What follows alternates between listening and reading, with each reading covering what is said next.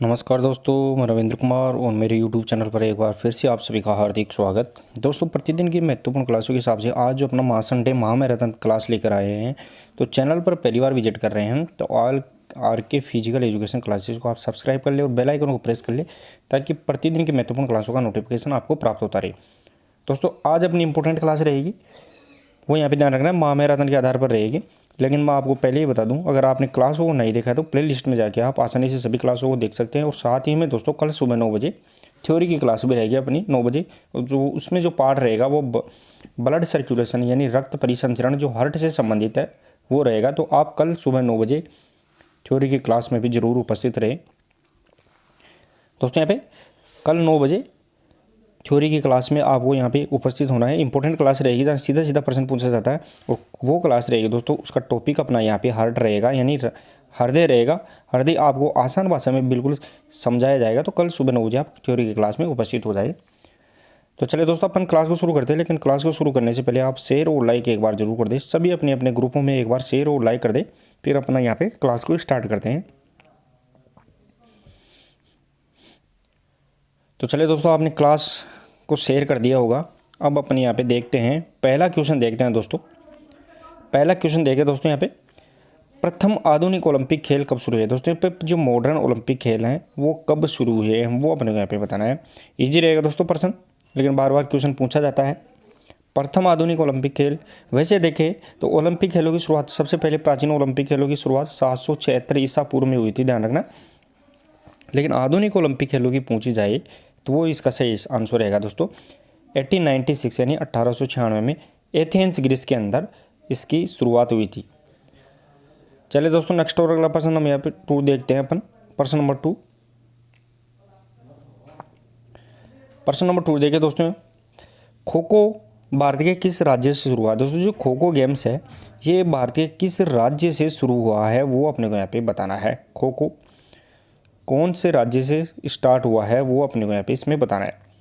राजस्थान, पंजाब, तमिलनाडु या महाराष्ट्र।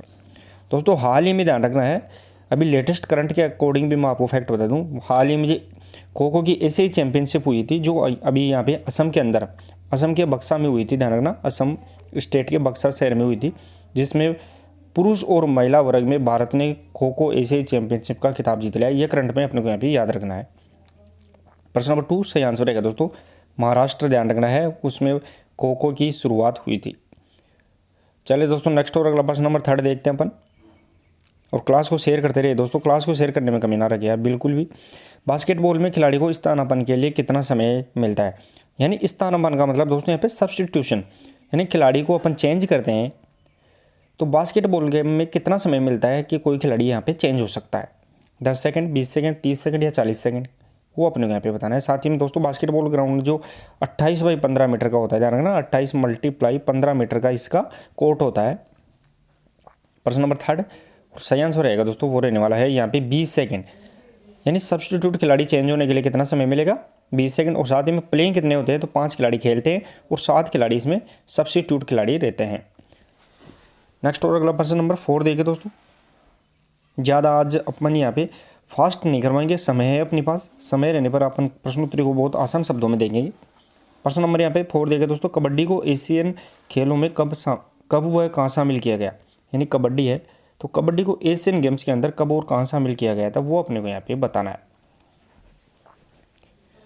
दोस्तों, यहाँ पे एशियन खेलों की शुरुआत कब हुई थी, 1951 के अंदर दिल्ली के अंदर एशियाई खेलों की शुरुआत हुई थी, जिसको यहाँ पे जीडी सोंधी, ध्यान रखना, जीडी सोंधी यहाँ पे एशियाई खेलों का जनक है। तो कबड्डी को कब शामिल किया गया था। प्रश्न नंबर यहाँ पे 4 और जो सही आंसर रहेगा दोस्तों 1990 में जो बीजिंग एशियाई खेल हुए थे उसमें यहाँ पे कबड्डी को शामिल किया गया था। नेक्स्ट और अगला प्रश्न नंबर 5 देखिए दोस्तों। प्रश्न नंबर 5, भारतीय विद्यालय क्रीड़ा परिषद संघ की स्थापना कब हुई। दोस्तों, यहाँ पे भारतीय विद्यालय क्रीड़ा परिषद संघ है, इसकी स्थापना कब हुई। यानी शॉर्ट में मैं आपको बताऊं तो इसे अपन SGFI यानी schools games federation of India के नाम से जानते हैं। इसकी यहाँ पे स्थापना कब हुई है वो अपने यहाँ पे बताना है। प्रश्न नंबर 5 बताना है दोस्तों यहाँ पे, और सही आंसर रहेगा दोस्तों प्रश्न नंबर 5 में वो रहने वाला है SGFI विद्यालय क्रीड़ा परिषद है, इसकी यहाँ पे ध्यान रखना है 1954 और 1954 में स्थापना की गई थी।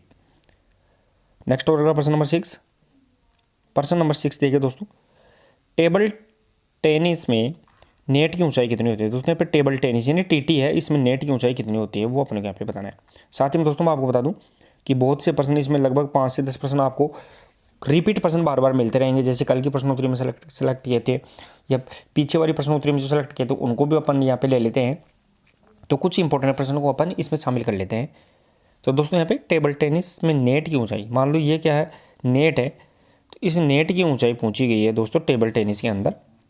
तो सही आंसर रहेगा दोस्तों प्रश्न नंबर 6 का, वो रहने वाला है 15.25 सेंटीमीटर, यानी 15.25 सेंटीमीटर नेट की ऊंचाई रहती है किसमें, टीटी के अंदर, टेबल टेनिस के अंदर। नेक्स्ट और अगला प्रश्न नंबर 7 देखिए दोस्तों, डिस्कस थ्रो में वर्त के दोनों ओर बाहर की तरफ कितनी लंबी रेखा खींची जाती है। दोस्तों यहाँ पे डिस्कस थ्रो का जो ये सर्कल होता है, थ्रोइंग सर्कल, इसके अंदर दोनों तरफ ध्यान रखना, दोनों तरफ कितनी लंबी लाइन होती है, वो कितनी लंबी खींची जाती है। और ये क्या करती है, तो ये फाउल का जजमेंट ध्यान रखना है, फाउल का जजमेंट करने के लिए ये खींची जाती है। तो कितनी रहेगी वो अपने को यहाँ पे बताना है। दोस्तों यहाँ पे डिस्कस के अंदर पूछा गया है और सही आंसर रहेगा दोस्तों वो रहने वाला है प्रश्न नंबर 7 के अंदर 75 सेंटीमीटर, दोनों तरफ 75 सेंटीमीटर की लंबी लाइनें होती है। और ये क्या कार्य करती है दोस्तों, तो एक खिलाड़ी जैसे ही मान लो ये इधर लैंडिंग, इसका थ्रोइंग सर्किल एरिया हो गया, तो यहाँ पे डिस्कस को फेंकने के बाद खिलाड़ी इसके बाहर इधर से नहीं निकलेगा, वो इन दोनों लाइनों के पीछे से यहाँ से किधर भी निकल सकता है। नेक्स्ट और अगला प्रश्न नंबर 8 देखिए दोस्तों, ओलंपिक खेलों का आयोजन किसके सम्मान में होता है। दोस्तों जो ओलंपिक खेल है, इन खेलों का आयोजन है वो किसके सम्मान में होता है वो अपने को यहाँ पे बताना है। साथ ही में दोस्तों क्लास को एक बार शेयर और लाइक जरूर कर दिए, शेयर और लाइक करने में आप कमी ना रखिए। कल भी आपके द्वारा अच्छा मेरे को यहाँ पे समर्थन मोटिवेशन दिया गया था, बहुत अच्छा आपने शेयर और लाइक किया, तभी जाके अपन यहाँ पे 50+ लाइव की संख्या अपन क्रॉस कर पाए थे कल की क्लास में। तो आपके द्वारा जो प्यार और जो विश्वास दिया जाता है उसी के आधार पर मैं यहाँ पे कंटेंट और भी अच्छा लाने की कोशिश करता हूँ। तो क्लास को शेयर और लाइक कर दीजिए दोस्तों। प्रश्न नंबर यहाँ पे 8, ओलंपिक खेलों का आयोजन किसके सम्मान में करते हैं, तो वो सही आंसर रहेगा दोस्तों यहाँ पे जीएस देवता, भगवान जीएस के सम्मान में अपन ओलंपिक खेलों का यहाँ पे आयोजन करते हैं। नेक्स्ट और अगला प्रश्न नंबर 9 देखिए दोस्तों, प्रश्न नंबर 9, लंबी कूद में यानी लॉन्ग जंप में जो टेक ऑफ बोर्ड होता है इसका रंग कैसा होता है वो अपने को यहाँ पे बता रहा है। दोस्तों जो लॉन्ग जंप होता है, लंबी कूद होती है, उसमें take off board, take off का मतलब जिस पे पैर रख के अपन जंप लेते हैं तो उसे टेक ऑफ बोर्ड कहते हैं, जिसकी चौड़ाई 20 सेंटीमीटर होती है, ध्यान रखना चौड़ाई इसकी 20 सेंटीमीटर होती है। लेकिन इसका रंग कैसा होता है वो अपने को यहाँ पे पूछा गया। चलिए दोस्तों यहाँ पे प्रश्न नंबर 9 सही आंसर रहेगा दोस्तों वो रहने वाला है टेको बोर्ड की यहाँ पे जो चौड़ाई रहती है, बस सोरी रंग रहता है वो यहाँ पे वाइट रहेगा। नेक्स्ट और अगला प्रश्न नंबर 10, प्रश्न नंबर 10 देखिए दोस्तों, प्रश्न नंबर 10 रहेगा दोस्तों यहाँ पे पुरुष वर्ग में जो हैमर है, हैमर का वजन कितना होता है वो अपने यहाँ पे बताना है। ये प्रश्न कई प्रश्न आपको बार बार एथलेटिक्स से संबंधित रिपीट मिलेंगे दोस्तों, इंपॉर्टेंट क्वेश्चन होते हैं इसलिए अपन इनको बार बार लेते हैं।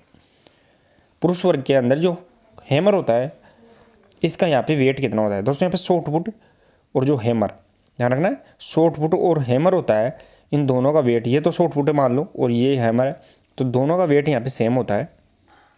तो सही आंसर रहेगा दोस्तों प्रश्न नंबर 10 में 7.260 किलोग्राम, ध्यान रखना है 7.260 किलोग्राम इसका यहाँ पे वेट होता है। साथ ही में अगर महिला के देखें अपन शॉर्ट पुट में, तो महिला का जो शॉर्ट पुट का वेट होता है उसका 4 किलोग्राम होता है। दोनों याद रखने हैं फैक्ट अपने को। नेक्स्ट और अगला प्रश्न नंबर 11 देखे दोस्तों, प्रश्न नंबर 11 देखे दोस्तों, यहाँ पे लंबी कूद की कौन सी तकनीक नहीं है। दोस्तों यहाँ पे लॉन्ग जंप है, इस लॉन्ग जंप की कौन सी टेक्निक नहीं है वो अपने को यहाँ पे बताना नहीं है। इंपॉर्टेंट रहेगा दोस्तों, ऐसे प्रश्न बहुत बार पूछे जाते हैं। तो हिच किक, हैंग, सीजर या सेल, कौन सी यहाँ पे टेक्निक नहीं होती है लॉन्ग जंप से संबंधित। और दोस्तों क्लास को शेयर और लाइक करते रहिए आप, शेयर और लाइक, जितने भी न्यू स्टूडेंट्स जुड़ते हैं वो पहले अपना उपस्थिति यहाँ पे शेयर और लाइक के माध्यम से दर्ज करवाइए दोस्तों। तो शेयर और लाइक कर दिया करो, जैसे आप क्लास में नए स्टूडेंट जुड़ते हैं तो शेयर और लाइक कर दिया करो। प्रश्न नंबर यहाँ पे 11 देखे दोस्तों, वो रहने वाला है यहाँ पे लंबी कूद की कौन सी टेक्निक नहीं है पूछी गई है। तो हिच किक रहेगी, हैंग स्टाइल, सेल स्टाइल रहेगी और यहाँ पे वो रहने वाली है सीजर, सीजर इसकी नहीं रहेगी, ध्यान रखना है। सीजर यहाँ पे हाई जंप से संबंधित रहेगी, सीजर टेक्निक वो हाई जंप से संबंधित रहेगी। नेक्स्ट और अगला प्रश्न नंबर 12 देख दोस्तों, 2020 के ओलंपिक खेल का आयोजन कहाँ किया गया होगा। दोस्तों ये हो चुका है अपन यहाँ पे, लेकिन फिर भी प्रश्न इसको इस प्रकार ही बनाया गया है।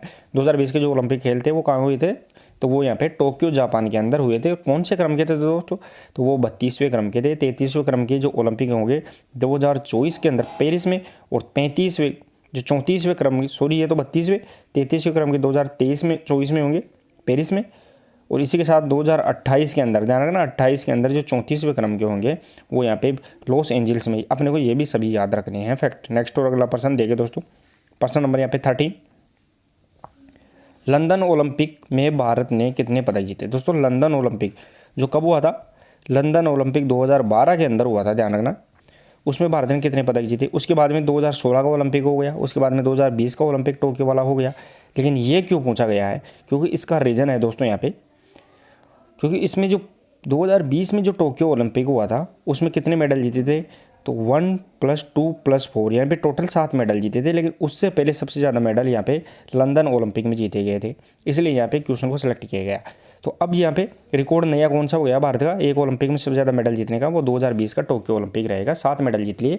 उससे पहले 2012 का लंदन ओलंपिक में अपन ने यहाँ पे 6 मेडल जीते थे। नेक्स्ट और अगला प्रश्न नंबर 14 देखे दोस्तों, थोड़ा ओल्ड क्वेश्चन है दोस्तों। 2013 का डेविस कप विजेता कौन है। दोस्तों यहाँ पे 2013 का डेविस कप विजेता कौन है वो अपने यहाँ पे बताना है। अब इसको अपन यहाँ पे 13 का है, लेकिन इसको अपन लेटेस्ट डेविस कप से जोड़ के पूछेंगे। प्रश्न नंबर यहाँ पे 14 और जो सही आंसर रहेगा दोस्तों वो रहने वाला है यहाँ पे उस टाइम में चेक गणराज्य के द्वारा जीता गया था। दोस्तों डेविस कप किससे संबंधित है, तो डेविस कप यहाँ पे ध्यान रखना टेनिस से संबंधित रहेगा। नेक्स्ट और अगला प्रश्न नंबर 15, प्रश्न नंबर 15 देखें दोस्तों। प्रश्न नंबर 15 रहेगा, किस पुरस्कार को खेल जगत का ऑस्कर कहा जाता है। दोस्तों वेरी वेरी इंपॉर्टेंट रहेगा, कौन सा पुरस्कार है जिसे खेल जगत का ऑस्कर के नाम से जानते हैं। ध्यान रखना खेल जगत का ऑस्कर पुरस्कार के नाम से जानते हैं, हेलेक्स, लॉरेंस, ओलंपिक ऑर्डर या विजडन। दोस्तों भारत का सबसे बड़ा खेल पुरस्कार कौन सा है, तो वो मेजर ध्यानचंद खेल रत्न पुरस्कार रहेगा भारत का, लेकिन यहाँ पे खेल जगत का ही पूछ लिया है। तो प्रश्न नंबर यहाँ पे 15 और जो सही आंसर अपने को यहाँ पे ध्यान रखना है, यानी किस पे खेल जगत का ऑस्कर कहते हैं, तो वो सही आंसर रहेगा दोस्तों। यहाँ पे लॉरियस अवार्ड है, उसे खेल जगत का ऑस्कर के नाम से जानते हैं। चलिए दोस्तों यहाँ पे नेक्स्ट और अगला प्रश्न नंबर 16 देखते हैं। प्रश्न नंबर 16 देखें दोस्तों, राजीव गांधी खेल रत्न अवार्ड की शुरुआत कब हुई। दोस्तों यहाँ पे राजीव गांधी खेल रत्न अवार्ड, जिसका नया नाम क्या है, वो मेजर, ध्यान रखना मेजर ध्यानचंद खेल रत्न अवार्ड है। ध्यान रखना खेल रत्न अवार्ड है, वो इसका नया नाम रहेगा, मेजर ध्यानचंद खेल रत्न अवार्ड। तो इसकी शुरुआत कब हुई थी, प्रश्न नंबर 16 में बताना है। और सही आंसर रहेगा दोस्तों 1991 के अंदर, यानी 1991-92 के अंदर यहाँ पे शुरुआत हुई थी। और इसकी जो पुरस्कार राशि है प्रेजेंट में वो 25 लाख, 7.5 लाख रुपए से बढ़ा के 25 लाख इसकी यहाँ पे पुरस्कार राशि कर दी गई है। और दोस्तों आपको मैं बताऊँ यहाँ पे करंट से जोड़कर अपने को यहाँ पे ध्यान रखना है, 2022 का जो यहाँ पे जो 23 में दिया गया है, 2022 का जो खेल रत्न अवार्ड है वो यहाँ पे अचंता शरत कमल को दिया गया है, जो टेबल टेनिस का खिलाड़ी है। नेक्स्ट और अगला प्रश्न नंबर 17 देखें दोस्तों। प्रश्न नंबर 17, राष्ट्रीय महिला फुटबॉल प्रतियोगिता कौन। दोस्तों नेशनल फुटबॉल महिला की प्रतियोगिता है, उसे अपन किस नाम से जानते हैं वो अपने को यहाँ पे बताना है।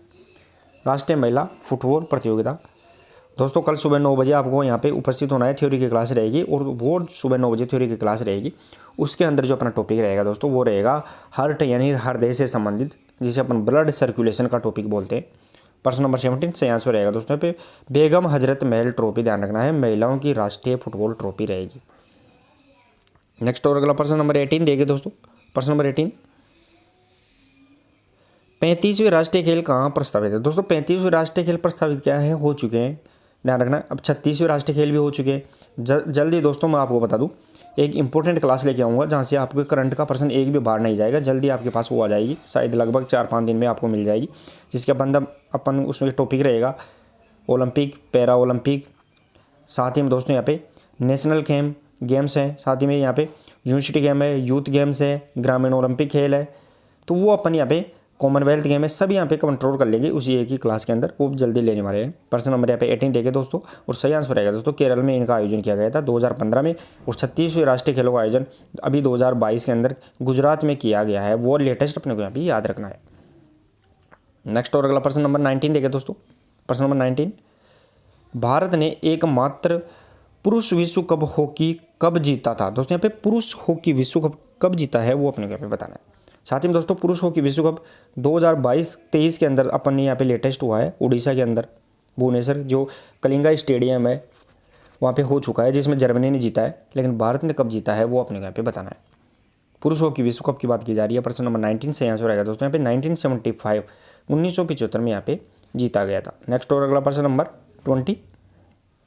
प्रश्न नंबर 20 देखिए दोस्तों, 2010 कॉमनवेल्थ खेलों में भारत ने कितने पदक जीते हैं? दोस्तों यहाँ पे 2010 कॉमनवेल्थ गेम की बात की गई है। अभी लेटेस्ट 2022 के अंदर 22वें कॉमनवेल्थ गेम जो बर्मिंघम इंग्लैंड में हुए हैं उसमें भारत ने कितने पदक जीते हैं वो आप कमेंट बॉक्स में ज़रूर बताइए। कितने गोल्ड, सिल्वर और ब्रॉन्ज जीते हैं। साथ ही में कॉमनवेल्थ में उसने कौन सा स्थान प्राप्त कर लिया है भारत ने, वो भी आप जरूर बताइए। तो 2010 में भारत में अभी तक एक ही बार कॉमनवेल्थ गेम आयोजन हुआ है 2010 के अंदर नई दिल्ली में, और उसमें कितने पदक जीते थे भारत ने? प्रश्न नंबर 20 और जो सही आंसर रहेगा दोस्तों आप वो रहने वाला है 38, 27, 36 के साथ भारत टोटल 101 मेडल के साथ यहाँ पे पदक तालिका के अंदर यहाँ पे फर्स्ट स्थान पर रहा था। चलिए दोस्तों नेक्स्ट और अगला प्रश्न नंबर 21। प्रश्न नंबर 21 देखिए दोस्तों, आनुवांशिकी का पिता किसे कहते हैं? दोस्तों हेरिडिटी है, हेरिडिटी का यहाँ पे जनक या पिता किसे कहा जाता है वो अपने को यहाँ पे बताना है। कार्ल कोरेंस, शेरमक, ब्रिज या मेंडल। तो प्रश्न नंबर यहाँ पे 21 और जो सही आंसर रहेगा दोस्तों जो आनुवांशिक है, आनुवांशिक का जनक यहाँ पे ग्रेगर जॉन मेंडल, ध्यान रखना है ग्रेगर जॉन मेंडल रहेगा। नेक्स्ट और अगला प्रश्न नंबर 22। अब ये प्रश्न देखें दोस्तों यहाँ पे प्रश्न नंबर 22, कल की प्रश्नोत्तरी में भी अपन ने इसको सिलेक्ट किया था। वर्ष, महीनों और दिनों में जो गिनी जाने वाली आयु है उसे अपन किस नाम से जानते हैं वो अपने को यहाँ पे बताना है। दोस्तों इसे अपन कैलेंडर एज के नाम से जानते हैं। तो इसका सही आंसर रहेगा दोस्तों प्रश्न नंबर 22 के अंदर वो रहने वाला है। यहाँ पे इसे अपन काल क्रमिक की आयु के नाम से जानते हैं, यानी काल क्रमित आयु रहेगी जिसे अपन कैलेंडर एज बोलते हैं। जो डेट ऑफ बर्थ होती है दोस्तों अपनी वो यहाँ पे काल क्रमित आयु रहेगी, डेट ऑफ बर्थ। नेक्स्ट और अगला प्रश्न नंबर 23 देगा दोस्तों। प्रश्न नंबर 23, प्रकृतिवाद सिद्धांत के जनक कौन है? दोस्तों कल अपन ने इसको भी शामिल किया था। प्रकृतिवाद के जो सिद्धांत के हैं वो जनक कौन है? प्लेटो, अरस्तु, रूसो या जॉन डेवी, कौन सा रहेगा? और दोस्तों क्लास को शेयर करते रहिए आप, शेयर और लाइक करने में आप कमी ना रहिए। बार बार दोस्त आपके बोलते रहते हैं सर क्लास को शेयर किया करो, तो शेयर और लाइक करने में आप कमी ना रहिए। आपका द्वारा शेयर और लाइक किया जाता है वही मेरे को यहाँ पे मोटिवेशन देता है, तो आप शेयर और लाइक ज़्यादा ज़्यादा कर दिया करो बिना बोले ही। प्रश्न नंबर 23 देखें दोस्तों, प्रकृतिवाद का जनक कौन रहेगा? तो वो यहाँ पे ध्यान रखना है रूसो यहाँ पे प्रकृतिवाद का जनक रहेगा। नेक्स्ट और अगला प्रश्न नंबर 24, सूर्य नमस्कार कौन से काल का अभिन्न व्यायाम है? यहाँ पे सूर्य नमस्कार है वो कौन से काल का अभिन्न व्यायाम है वो अपने को यहाँ पे बताना है। साथ ही में दोस्तों मैं आपको बता दूँ सूर्य नमस्कार में कितनी यहाँ पे स्टेज होती हैं, तो 12 स्टेज के अंदर अपन सूर्य नमस्कार को कंप्लीट करते हैं। तो कौन से यहाँ पे काल का अभिन्न अंग है? काल मतलब यहाँ पे जो दिया गया है कौन से काल में इसका शुरुआत की गई थी, 24 में बताना है। चलिए दोस्तों यहाँ पे सूर्य नमस्कार वो किससे संबंधित रहेगा? वो वैदिक काल से संबंधित रहेगा। प्रश्न नंबर 24 से आंसर रहेगा दोस्तों यहाँ पे वैदिक काल। नेक्स्ट और अगला प्रश्न नंबर 25। प्रश्न नंबर 25 देखें दोस्तों। प्रश्न नंबर 25 रहेगा YMCA की स्थापना कब व कहाँ हुई? दोस्तों YMCA है इसकी स्थापना कब और कहाँ हुई वो अपने को यहाँ पे बताना है। दोस्तों कल सुबह 9 AM पर अपने को थ्योरी की क्लास रहने वाली है, वो जहाँ पे हार्ट से संबंधित रहेगी। तो कल सुबह 9 बजे आप थ्योरी की क्लास में जरूर जुड़े, इंपॉर्टेंट क्लास रहेगी दोस्तों।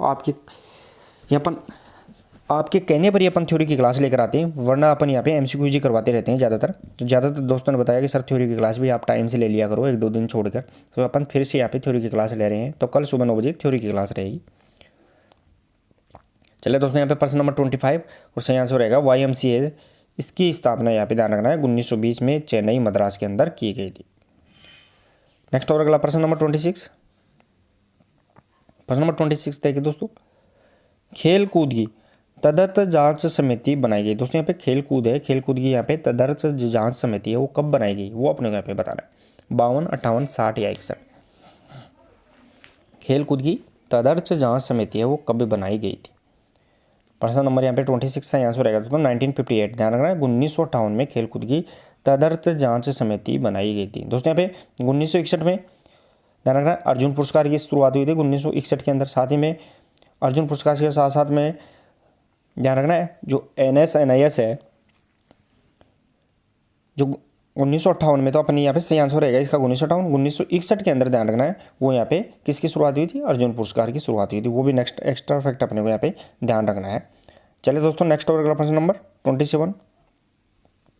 प्रश्न नंबर 27 देखिए दोस्तों, एथेंस में जेवलिन फेंकने का प्रशिक्षण देता था। दोस्तों एथेंस था, एथेंस के अंदर जो जेवलिन यानी जो भाला फेंक है उसका जो प्रशिक्षण देने वाला था उसे अपन किस नाम से जानते थे, वो अपने को यहाँ पे बताना है प्रश्न नंबर 27 में। दोस्तों गेंद खेल के जो प्रशिक्षक है, जो गेंद होती थी, ध्यान रखना, गेंद बॉल से संबंधित प्रशिक्षण, वो यहाँ पे ध्यान रखना है, स्पेरिस दिस कहते थे, गेंद से संबंधित प्रश्न जो देता था। पेडोट्राइब ये एथेंस के अंदर यहाँ पे सीख सकता। और प्रश्न नंबर यहाँ पे 27 और सही आंसर रहेगा दोस्तों एकोनटोटिस। जो भाला फेंक का जो यहाँ पे ध्यान रखना है सीख सकता प्रशिक्षण देने वाला, उसे अपन एकोनटोटिस्ट के नाम से जानते थे। नेक्स्ट और अगला प्रश्न नंबर 28, डेल्फी क्या है। दोस्तों यहाँ पे डेल्फी है, वो डेल्फी क्या है वो अपने यहाँ पे बताना है। खेल मैदान, खेल उपकरण, यूनानी देवता, या खेल का नाम। प्रश्न नंबर 28 में बताना है दोस्तों आपको।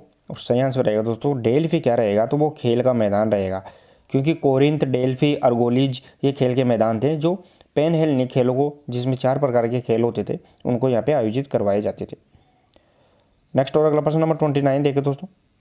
प्रश्न नंबर 29, शारीरिक शिक्षा में व्यवहारिकता, दक्षता और अनुभव किस सिद्धांत का मूल मंत्र है। ध्यान रखना, शारीरिक शिक्षा के अंदर यहाँ पे कौन सा सिद्धांत है जिसमें व्यवहारिकता, दक्षता और अनुभव यहाँ पे उसके अंदर यहाँ पे देखने को मिलता है। प्रकृतिवाद, प्रयोगवाद, आदर्शवाद या प्रयोजनवाद। प्रश्न नंबर 29 बताना है और सही आंसर रहेगा दोस्तों प्रयोगवाद।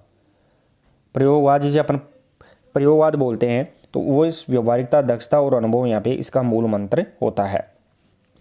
चले दोस्तों यहाँ पे नेक्स्ट और अगला प्रश्न नंबर 29 के बाद में रहेंगे 30। प्रश्न नंबर 30 देखिए दोस्तों, भारतीय शारीरिक शिक्षा का पिता कहा जाता है। दोस्तों भारत में जो फिजिकल एजुकेशन है इसका यहाँ पे जनक कौन कहा जाएगा, वो अपने यहाँ पे बताना है। भारत में शारीरिक शिक्षा किसके द्वारा लाई गई थी।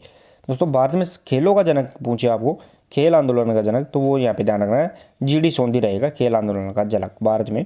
लेकिन भारत में शारीरिक शिक्षा का जनक पूछा गया है, तो वो इसका सही आंसर रहेगा प्रश्न नंबर 30 का। वो ध्यान रखना है यहाँ पे HC बक यानी हैरी क्रो बक इसका भारत में शारीरिक शिक्षा का जनक रहेगा। नेक्स्ट और अगला प्रश्न नंबर 31 देखें दोस्तों, भौतिक या शारीरिक स्वास्थ्य के अंतर्गत कौन नहीं आता है। ध्यान रखना है दोस्तों यहाँ पे भौतिक या फिर शारीरिक स्वास्थ्य है, इसके अंतर्गत कौन सा कारक नहीं आएगा, वो अपने यहाँ पे बताना है। शारीरिक बनावट, अच्छी भूख, निरोग शरीर या प्रेम। प्रश्न नंबर 31 बताना है और सही आंसर रहेगा दोस्तों प्रश्न नंबर 31 का वो रहने वाला है प्रेम है, वो ध्यान रखना है भौतिक और शारीरिक स्वास्थ्य के अंतर्गत नहीं आता है। नेक्स्ट और अगला प्रश्न नंबर 32। प्रश्न नंबर 32 देखिए दोस्तों, शारीरिक शिक्षा का मुख्य लक्ष्य क्या है। दोस्तों फिजिकल एजुकेशन है, इस फिजिकल एजुकेशन का मुख्य लक्ष्य क्या है। और दोस्तों 100% ध्यान रखना, 100% ये प्रश्न पूछा जाता है। मैं आपको बार बार बता दूं, कैसे भी घुमा के पूछे लेकिन ये प्रश्न पूछा जाता है। प्रश्न नंबर यहाँ पे 32 में सही आंसर रहेगा दोस्तों शारीरिक शिक्षा का जो मुख्य लक्ष्य होता है वो अपने को यहाँ पे ध्यान रखना है सर्वांगीण विकास यानी होल डेवलपमेंट यहाँ पे रहता है। यह प्रश्न इजीली पूछा ही जाता है दोस्तों, चाहे कैसा भी एग्जाम हो, 3rd grade, 2nd grade, 1st grade, सब में फिजिकल का एग्जाम है तो उसमें इजीली ये प्रश्न पूछा जाता है। नेक्स्ट और अगला प्रश्न नंबर 33। प्रश्न नंबर 33 देखिए दोस्तों, कौन सा उद्देश्य शारीरिक शिक्षा का नहीं है, यानी कौन सा ऑब्जेक्ट है दोस्तों यहाँ पे वो शारीरिक शिक्षा का नहीं रहेगा। शारीरिक विकास करना, सामाजिक विकास करना, स्वास्थ्य विकास या बॉडी बिल्डिंग। फिजिकल एजुकेशन का कौन सा यहाँ पे उद्देश्य नहीं होता है।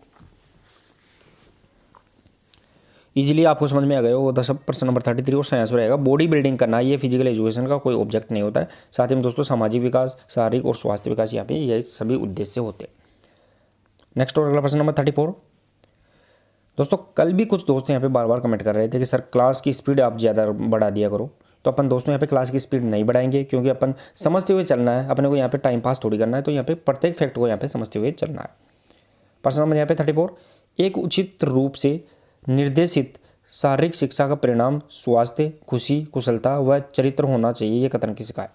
यानी एक उचित जो निर्देशित शारीरिक शिक्षा है इसका परिणाम स्वास्थ्य होना चाहिए, खुशी होनी चाहिए, कुशलता होना चाहिए, चरित्र होना चाहिए। तो ये कथन किसका है वो अपने को यहाँ पे बताना है। किसका रहेगा दोस्तों ये कथन? प्रश्न नंबर यहाँ पे 34 में आपको मैं बता दूं दोस्तों, यहाँ पे वो रहने वाला है एच सी बक का। ध्यान रखना है, जो भारत में शारीरिक शिक्षा का जनक है एच सी बक, इसकी ये भी डेफिनेशन रहेगी कि एक उचित शारीरिक शिक्षा का जो परिणाम है उसमें स्वास्थ्य, खुशी और कुशलता और चरित्र इसमें यहाँ पे सम्मिलित किया जाता है। नेक्स्ट और अगला प्रश्न नंबर 35 देखिए दोस्तों, जबड़े के कोण से जाइगोटिक आर्च तक की मांसपेशी क्या है? दोस्तों यहाँ पे जबड़े हैं, जबड़े की जो जाइगोटिक आर्च होती है, आर्च मतलब घुमाव होता है, तो उसकी यहाँ पे मांसपेशी कौन सी है वो अपने को यहाँ पे बताना है। 35 में बताना है, इजी इंपॉर्टेंट क्वेश्चन रहेगा दोस्तों। जो जबड़ा होता है अपना, इस जबड़े की जो ये आर्च, आर्च इसको बोलते हैं दोस्तों, यहाँ पे घुमाव होता है उसे अपन आर्च बोल देते हैं। तो आर्च तक की जो मांसपेशी है वो कौन सी रहेगी? ट्रेपीजियस, डेल्टोइड, बाइसेप्स या मसेटर? अगर दोस्तों अपन थोड़ा सा दिमाग लगाएंगे यहाँ पे तो इजीली यहाँ पे निकाल सकते हैं कि ट्रेपीजियस कहाँ की मांसपेशी है? कंधे की समय। डेल्टोइड ये भी कंधे से संबंधित है। बाइसेप्स होती है दोस्तों, वो कहाँ की? वो हाथ की, अपर आर्म की रहेगी। तो सीधा अपने यहाँ पे आंसर निकल के आ जाएगा, या मसेटर जो जबड़े की मांसपेशी होती है। नेक्स्ट और अगला प्रश्न नंबर 36, चिमटा किस प्रकार का उत्तोलक है? दोस्तों चिमटा होता है अपने घर में, वो किस प्रकार का उत्तोलक है वो अपने को यहाँ पे बताना। ये मान लो ये चिमटा होता है दोस्तों, यहाँ पे ऐसा आपने चिमटा देखा होगा। थोड़ा सा मैं इसको डायग्राम वापस से सेट कर देता हूँ। तो ये चिमटा आपने देखा होगा, ऐसा चिमटा होता है घर में। तो ये किस प्रकार का उत्तोलक है? प्रश्न नंबर 36 में बताना है दोस्तों, और जो सही आंसर रहेगा दोस्तों प्रश्न नंबर 36 वो थर्ड क्लास लीवर रहेगा दोस्तों, यहाँ पे थर्ड क्लास लीवर। क्योंकि इसमें बीच में क्या दिया जाता है? तो वो फोर्स दिया जाता है। ध्यान रखना, फोर्स भी आगे इसमें क्या होता है, वो जैसे अपन आगे कोई भी वस्तु उठाते हैं तो वो प्रतिरोध रह जाएगा, पीछे इसमें एक्स होता है। नेक्स्ट और अगला प्रश्न नंबर 37, प्रश्न नंबर 37 देखिए दोस्तों, गति का प्रथम नियम का उदाहरण है। दोस्तों गति का प्रथम नियम है, उसका उदाहरण है वो कौन सा है वो अपने को यहाँ पे बताना है। दोस्तों प्रथम नियम कौन सा है गति का? जिसे अपन जड़त्व है, ध्यान रखना है, जड़त्व का नियम, या फिर इसे अपन लॉ ऑफ इनर्शिया के नाम से जानते हैं। तो इसका उदाहरण कौन सा रहेगा? चलना, तैरना, रॉकेट की गति या कोई नहीं? प्रश्न नंबर यहाँ पे 37 और सही आंसर रहेगा दोस्तों यहाँ पे, क्योंकि चलना भी नहीं है, तैरना भी नहीं है, रॉकेट की गति है, तो यहाँ पे कौन सा रहेगा वो अपने को यहाँ पे बताना है। तो यहाँ पे निकल के आएगा सही आंसर वो रहेगा दोस्तों यहाँ पे कोई नहीं कोई, क्योंकि इसके अंदर क्या है, कोई भी वस्तु है वो स्थिर अवस्था में ही रहती है, तो उसे अपन प्रथम नियम के नाम से जानते हैं। नेक्स्ट और अगला प्रश्न नंबर 38,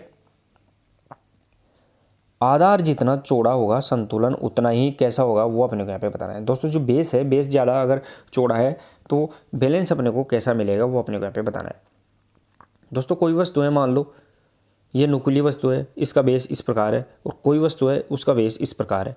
तो दोनों वस्तुओं में अपने को बेस मिल गया, इसका आधार छोटा है। तो यहाँ पे क्या रहेगा, अगर आधार चौड़ा ज़्यादा होता है तो संतुलन भी अपने को यहाँ पे अधिक मिलेगा। ये अपने को यहाँ पे फैक्ट याद रखना है। प्रश्न नंबर 38 सही आंसर रहेगा दोस्तों, वो रहने वाला है यहाँ पे अधिक अपने को बैलेंस मिलेगा। नेक्स्ट और अगला प्रश्न नंबर 39 देखें दोस्तों, खाली पड़े रिंग में गुरुत्व केंद्र होता है। दोस्तों जो खाली रिंग होती है उसमें गुरुत्व केंद्र या सेंटर, जिसे अपन सीजी के नाम से जानते हैं, सेंटर ऑफ ग्रेविटी, वो कहाँ होता है वो अपने को यहाँ पे बताना है। मान लो ये खाली रिंग है, इस खाली रिंग का सीजी कहाँ निकल के आएगा वो अपने को यहाँ पे बताना है। प्रश्न नंबर 39 बताना है दोस्तों, और जो सही आंसर रहेगा प्रश्न नंबर 39 का वो रहेगा दोस्तों यहाँ पे रिंग वर्त, यानी जो ये रिंग है इसके वर्त के मध्य में रहेगा। ध्यान रखना, इसके मध्य में यहाँ पे इसका क्या रहेगा, सीजी पॉइंट या गुरुत्व केंद्र रहने वाला है। नेक्स्ट और अगला प्रश्न नंबर 40, प्रश्न नंबर 40 देखें दोस्तों, यहाँ पे किन्शियोलॉजी का जनक माना जाता है। दोस्तों किन्शियोलॉजी जिसे अपन गति विज्ञान के नाम से जानते हैं, तो इसका यहाँ पे जनक कौन है? दोस्तों साथ ही में किन्शियोलॉजी ग्रीक भाषा के दो शब्दों से मिलकर बना है, काइनन प्लस लॉजी। काइनन का मतलब होता है दोस्तों गति, और लॉजी का अर्थ होता है अध्ययन। तो अपने को ये बताना है दोस्तों यहाँ पे किन्शियोलॉजी का जनक किसे कहते हैं। प्रश्न नंबर 40 और सही आंसर रहेगा दोस्तों यहाँ पे अरस्तु है वो किन्शियोलॉजी का जनक। साथ ही में दोस्तों बायोमैकेनिक्स का जनक भी यही रहेगा। नेक्स्ट और अगला प्रश्न नंबर 41, मांसपेशी में एक मांसपेशीय तंतु कितने एक्टिन तंतुओं द्वारा घिरा होता है? ध्यान रखना है दोस्तों यहाँ पे मांसपेशीय तंतु है, फाइबर है। मांसपेशियों में एक मायोसिन तंतु है दोस्तों, यहाँ पे एक मायोसिन तंतु कितने एक्टिन तंतुओं से घिरा हुआ होता है वो अपने को यहाँ पे बता।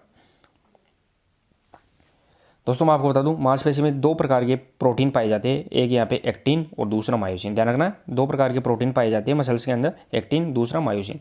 लेकिन यहाँ पे ध्यान रखना, जो एक्टिन है वो दो प्रकार का होता है, एक ट्रोपोनिन और एक दूसरा ट्रोपोमायोसिन। ध्यान रखना है, एक्टिन और मायोसिन दो प्रकार के हो गए, लेकिन एक्टिन दो प्रकार का और होता है, एक ट्रोपोनिन और दूसरा ट्रोपोमायोसिन। तो प्रश्न नंबर यहाँ पे 41 और जो सही आंसर निकल के आएगा दोस्तों वो रहने वाला है यहाँ पे, मांसपेशी में एक मायोसिन तंतु कितने एक्टिन तंतुओं से घिरा होता है, तो वो 6 तंतुओं से घिरा होता है। ध्यान रखना, 6 तंतुओं से घिरा रहेगा, यानी 6 एक्टिन तंतु मिल जाएंगे तब जाके कितना मायोसिन तंतु यहाँ पे एक बन जाता है। नेक्स्ट और अगला प्रश्न नंबर यहाँ पे 42, थोड़ा सा दिमाग लगाना है दोस्तों आपको।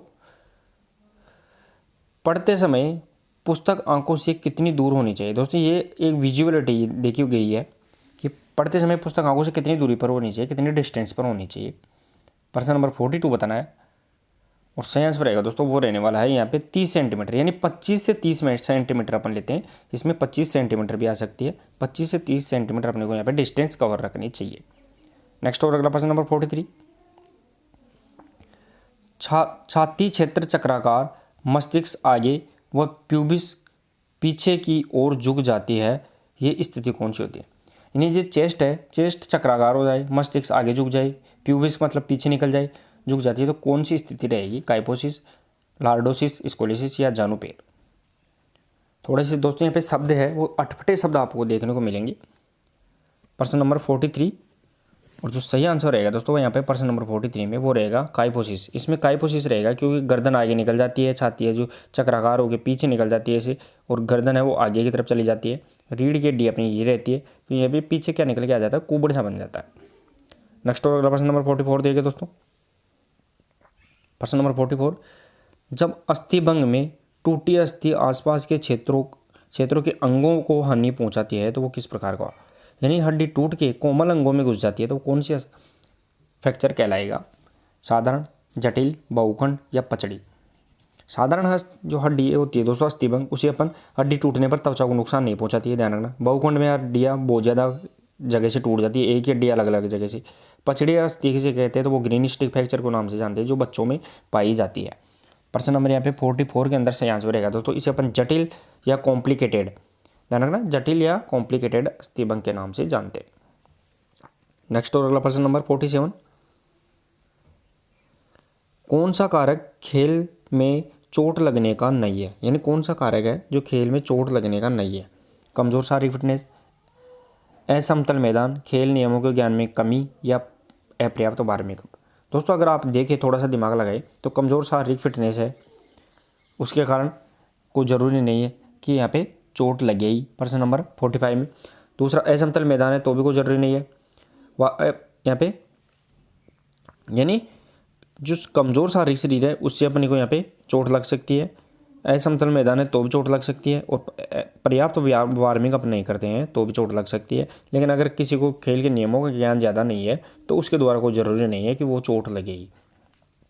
नेक्स्ट और अगला प्रश्न नंबर 46, दोस्तों आज थोड़ा अपन प्रश्नोत्तरी में टाइम दे रहे हैं, इसका मतलब ये नहीं है कि अपन टाइम कवर कर रहे हैं, आसानी से समझ रहे हैं, तो आप प्रश्न की व्याख्या पर भी आप ध्यान देते रहे।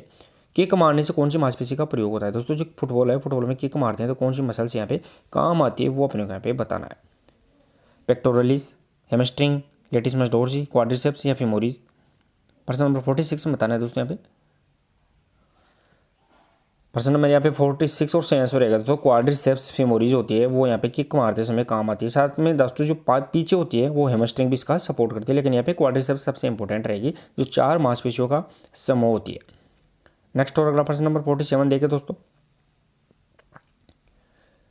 प्रश्न नंबर 47, डेड लिफ्ट शरीर के किस भाग का व्यायाम है। दोस्तों यहाँ पे डेड लिफ्ट व्यायाम है, ये शरीर के किस भाग का व्यायाम है वो अपने यहाँ पे बताना है। डेड लिफ्ट पीठ का, जांघ का, छाती का या गर्दन का। डेड लिफ्ट कौन से शरीर के कौन से अंग का व्यायाम है बताना है दोस्तों प्रश्न नंबर 47 में।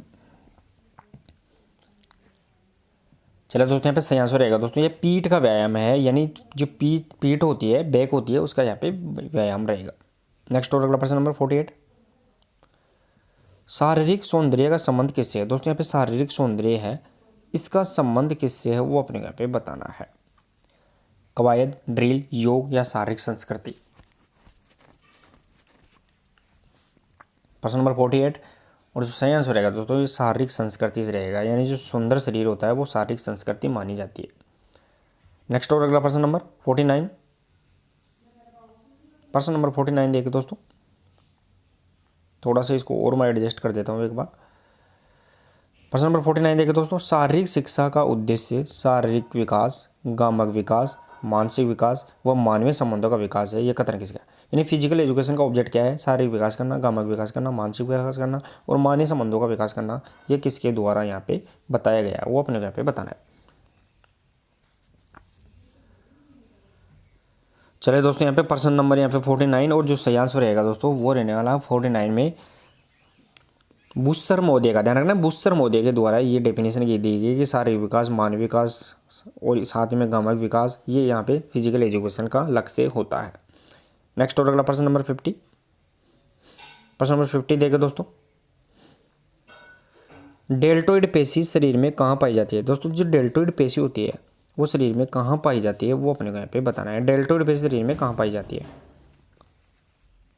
पेट में, पीठ में, जांघ में या कंधे में? डेल्टोइड पेशी पूछी गई है दोस्तों। प्रश्न नंबर 50 और सही आंसर रहेगा दोस्तों जो डेल्टोइड मांसपेशी है वो कंधे के अंदर पाई जाती है। यानी जो कंधा होता है अपना शोल्डर, ये अपना गर्दन हो गई और ये दोनों तरफ कंधे वाला भाग हो गया, तो कंधे के ऊपर यहाँ पे पाई जाती है। नेक्स्ट और अगला प्रश्न नंबर 51। प्रश्न नंबर 51 देखिए दोस्तों, शरीर की सही आकृति मापने के लिए किस आसन का प्रयोग किया जाता है? यानी शरीर की सही आकृति अगर अपन मापते हैं तो कौन से आसन का अपन प्रयोग करते हैं? खड़ी मुद्रा, लेटी हुई मुद्रा, बैठी हुई मुद्रा या चलते हुए मुद्रा? इजीली रहेगा दोस्तों, अपन थोड़ा सा दिमाग लगाएंगे आसानी से प्रश्न का आंसर निकाल लेंगे। तो शरीर की अच्छा पोस्टर है इसके लिए कौन से आसन का प्रयोग करते हैं? तो खड़ी मुद्रा में जो आसन होता है उसके द्वारा अपन यहाँ पे चेक कर पाते हैं। नेक्स्ट और अगला प्रश्न नंबर 52, वंशानुक्रम से प्रभावित होता है। दोस्तों जो हेरिडिटी है, वंशानुक्रम है, उससे क्या प्रभावित होता है, प्रभावित तत्व है वो अपने को यहाँ पे बताना है। वंशानुक्रम से कौन सा तत्व प्रभावित है? गति, शक्ति, शरीर रचना या लचीलापन? वेरी वेरी इंपॉर्टेंट रहेगा दोस्तों, पूछा गया प्रश्न है, ध्यान रखना है, पूछा गया प्रश्न है। शारीरिक शिक्षक भर्ती 2022 थर्ड ग्रेड में पूछा गया प्रश्न है, लेकिन उसकी लैंग्वेज थोड़ी अलग थी। तो वंशानुक्रम से प्रभावित तत्व कौन सा रहेगा? प्रश्न नंबर 52 में बताना है।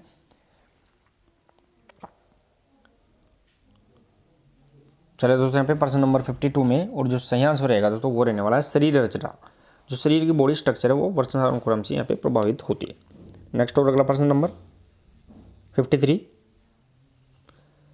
शारीरिक शिक्षा का संबंध है। दोस्तों यहाँ पे फिजिकल एजुकेशन है, इसका संबंध किससे है वो अपने को यहाँ पे बताना है। स्वास्थ्य शिक्षा से, बच्चों की शिक्षा से, प्रौढ़ शिक्षा से या सभी के लिए शिक्षा? फिजिकल एजुकेशन का यहाँ पे जो संबंध रहेगा वो किससे रहने वाला है वो अपने को यहाँ पे बताना है।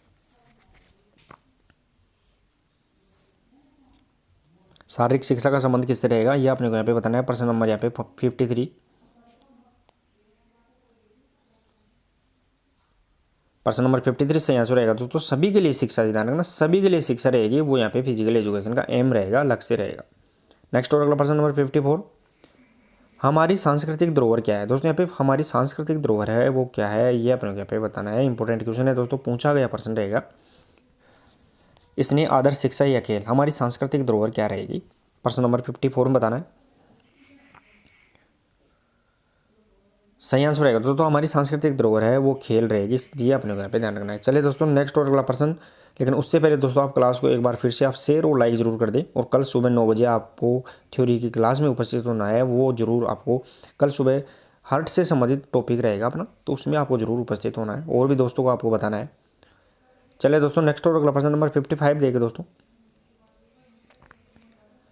प्रश्न नंबर 55, बेली मांसपेशी तंतु का कौन सा भाग है? दोस्तों यहाँ पे बेली है, बेली एक क्या है? कोई भी मसल्स से मान लो, इस मसल्स का अंग होता है, चाहे वो मध्य या आगे पीछे ऊपर नीचे, कौन सा अंग रहेगा मांसपेशी का वो अपने को यहाँ पे बताना है। बेली मांसपेशी के कौन से भाग को बोलते हैं? मसल्स के कौन से हिस्से को बोलते हैं? बीच वाले को, ऊपर, नीचे या किनारी?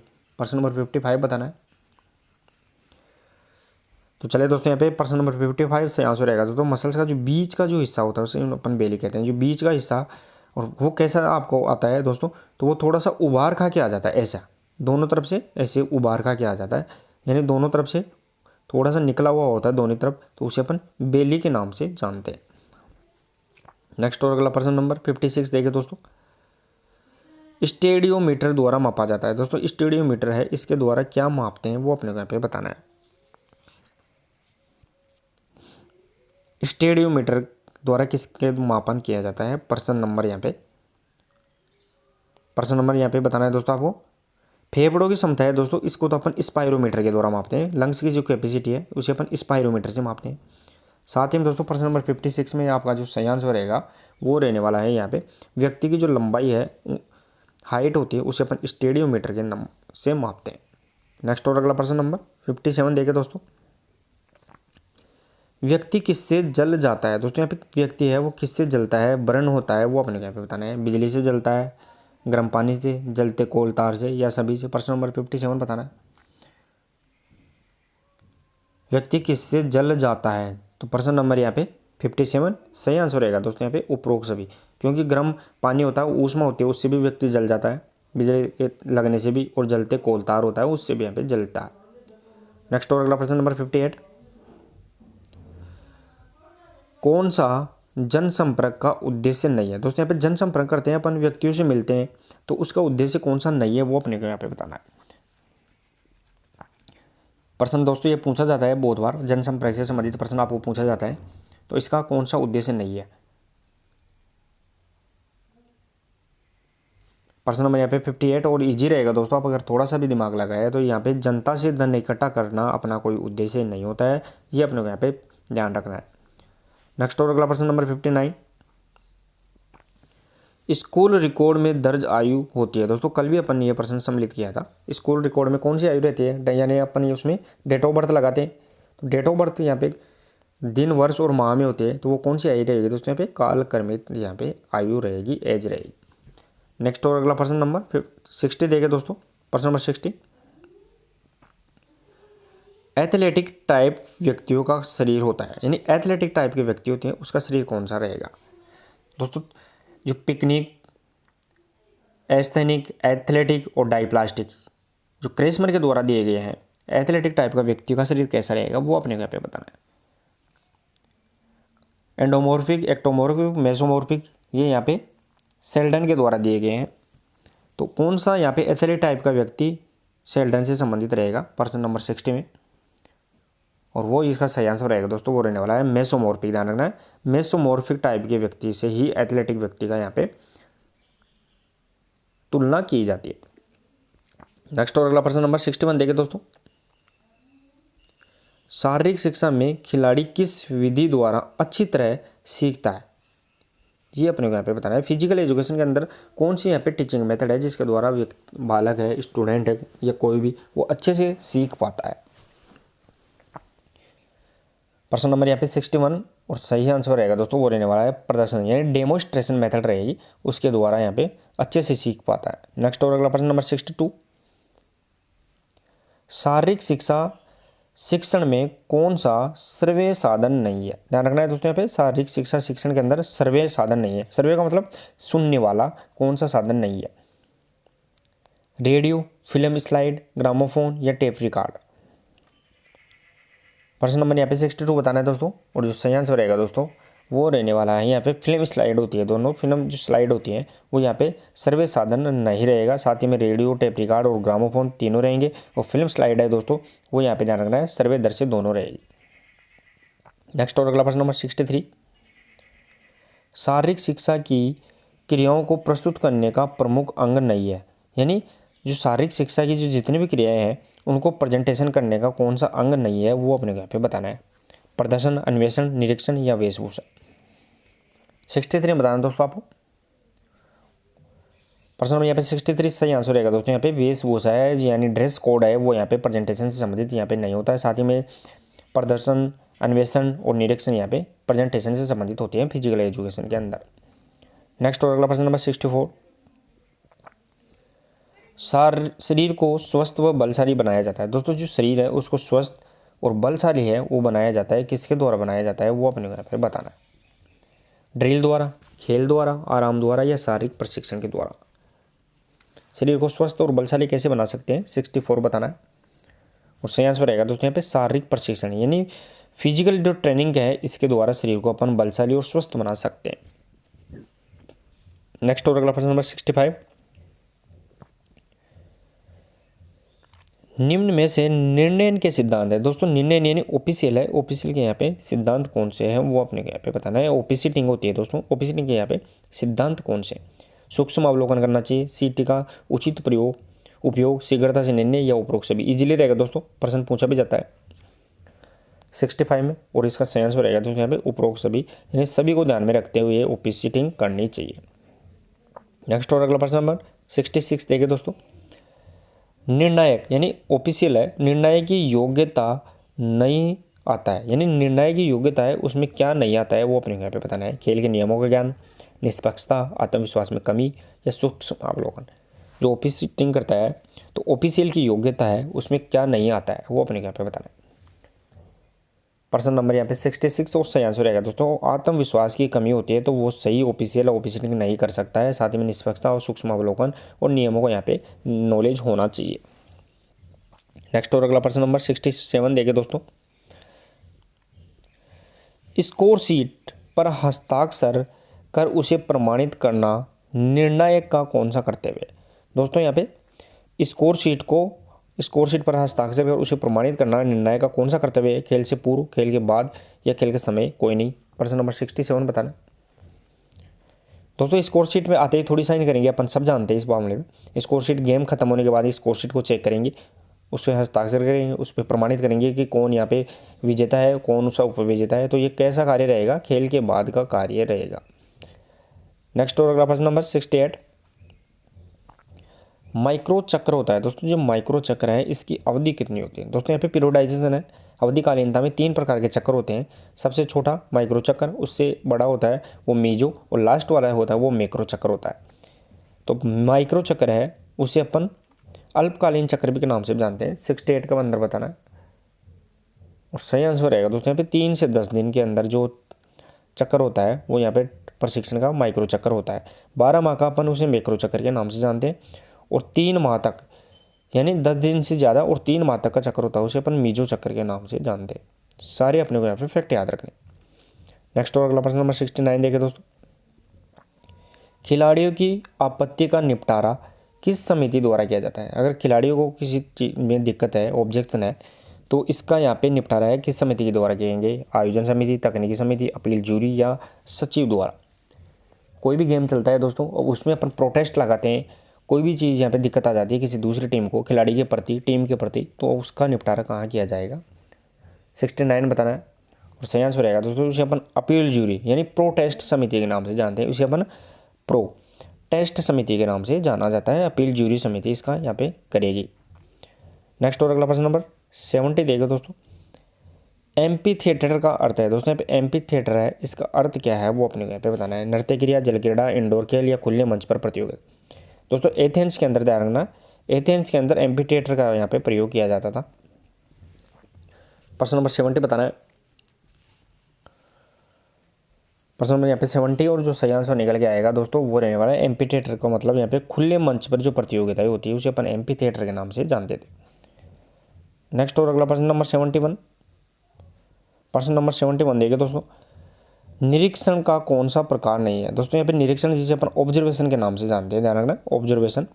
तो ऑब्जर्वेशन का यहाँ पे ऑब्जर्वेशन के नाम से जानते हैं, तो ऑब्जर्वेशन का यहाँ पे कौन सा प्रकार नहीं है, टाइप नहीं है? संशोधनात्मक, निरोधात्मक, रचनात्मक या नियोजनात्मक। प्रश्न मेरे पे यहाँ पे 71 बताना है दोस्तों। निरीक्षण जिसे अपन ऑब्जर्वेशन, मूल्यांकन वो भी अपन इसे बोल सकते हैं। तो 71 का जो सही आंसर निकल के आएगा दोस्तों वो रहने वाला है नियोजनात्मक। ध्यान रखना नियोजनात्मक यहाँ पे इसका प्रकार नहीं रहेगा। नेक्स्ट और अगला प्रश्न नंबर 72, प्रश्न नंबर 72 देखिए दोस्तों, संगठन का संबंध संरचना एवं मानव संबंधों दोनों से है, यह कथन किसका है? यानी संगठन है, ऑर्गेनाइजेशन है, इसका संबंध संरचना, स्ट्रक्चर और मानव संबंध दोनों से है, यह कथन किसका है वो अपने यहाँ पे बताना है। नेस का, डिमाग, हेगमैन का या बुस्सर का? किससे रहेगा? प्रश्न नंबर 72 का आंसर वो रहेगा यहाँ पे डी मार्क। ध्यान रखना है डी मार्क इसका सही आंसर रहेगा। नेक्स्ट और अगला प्रश्न नंबर 73,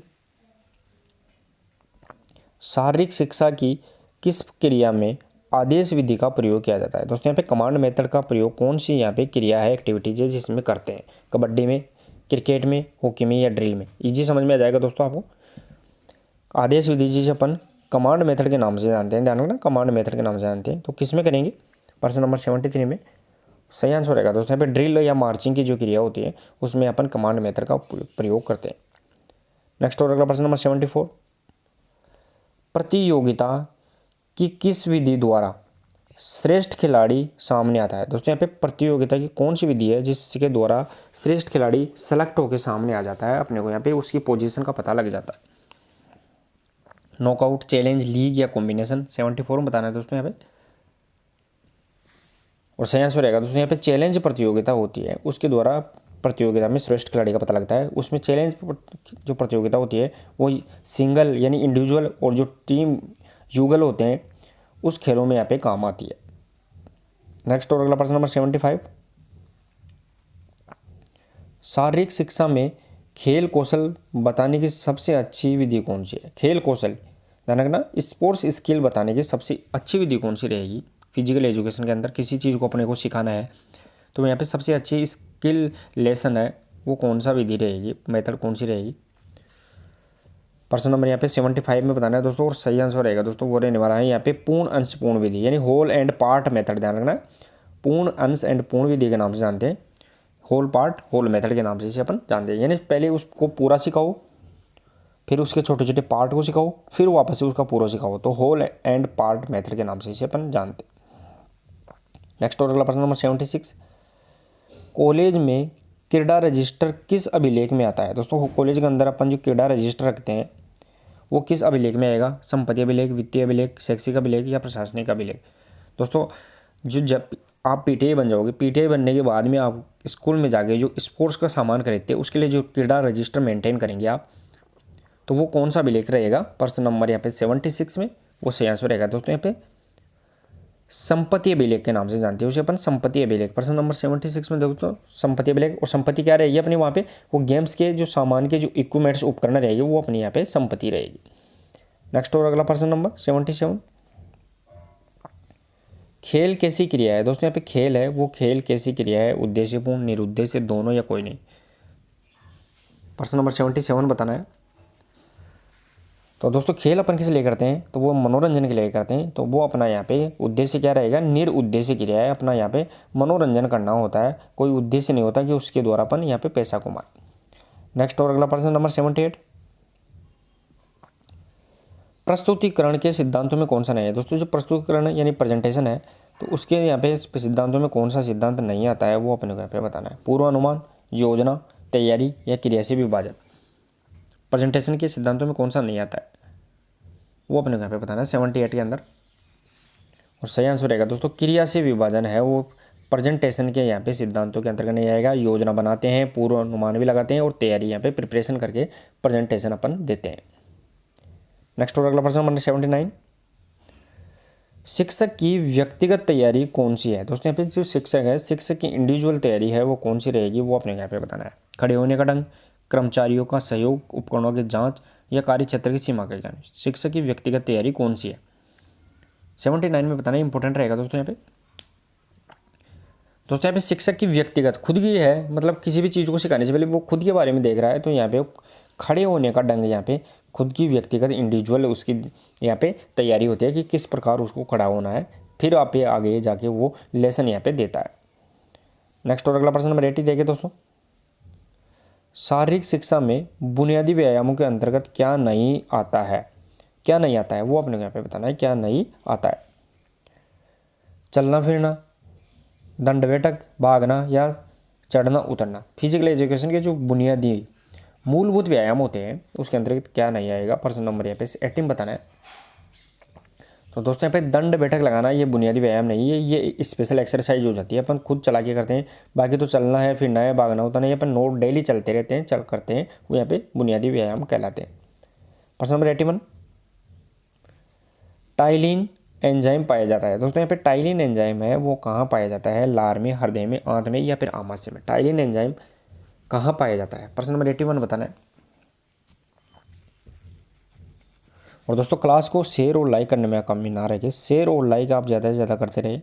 प्रश्न नंबर 81 सही आंसर रहेगा दोस्तों टाइलिन एंजाइम है वो यहाँ पे लार के अंदर पाया जाता है। नेक्स्ट और अगला प्रश्न नंबर 82 शरीर में लाल रक्त कणिकाओं का निर्माण कहाँ होता है। दोस्तों शरीर के अंदर जो आरबीसी है, यानी आरबीसी जिसे अपन किस नाम से जानते हैं, रेड ब्लड कार्पल्स के नाम से जानते हैं, जिसका जीवन काल 120 दिन होता है, तो इसका निर्माण कहाँ होता है। ये मान लो कोई हड्डी है दोस्तों, ये क्या है, हड्डी है, तो इसका निर्माण कहाँ होगा वो अपने को यहाँ पे बताना है। प्रश्न नंबर यहाँ पे 82 और जो सही आंसर रहेगा दोस्तों बोन मेरो यानी अस्थि मज्जा होती है उसमें होता है। तो अस्थि मज्जा हड्डियों के यहाँ पे ध्यान रखना है, जो दरो भरा होता है वो उसे अस्थि मज्जा कहते हैं। नेक्स्ट और अगला प्रश्न नंबर 83। प्रश्न नंबर 83 देखिए दोस्तों मानव कंकाल का कार्य क्या है। दोस्तों जो मानव कंकाल है स्केलेटल है, इसका यहाँ पे क्या कार्य है। कंकाल तंत्र को दोस्तों दो भागों में बांटते हैं अपन, एक अक्षीय दूसरा उपांगीय। अक्षीय में 80 हड्डियाँ होती है, उपांगीय में 126, टोटल यहाँ पे 206 बोन होती है। लेकिन कंकाल तंत्र का क्या कार्य होता है शरीर के अंदर, प्रश्न नंबर यहाँ पे 83 में बताना है। और सही आंसर रहेगा दोस्तों यानी शरीर का ढांचा बनाना, आंतरिक अंगों की सुरक्षा और लीवर के रूप में कार्य करना। लीवर मतलब जानते हो दोस्तों वो लीवर नहीं है, यकृत वाला लीवर नहीं है, बाकी अपन लीवर पढ़ते हैं ना उत्तोलक वाला, तो उत्तोलक के रूप में भी कार्य करता है। नेक्स्ट और अगला प्रश्न नंबर 84।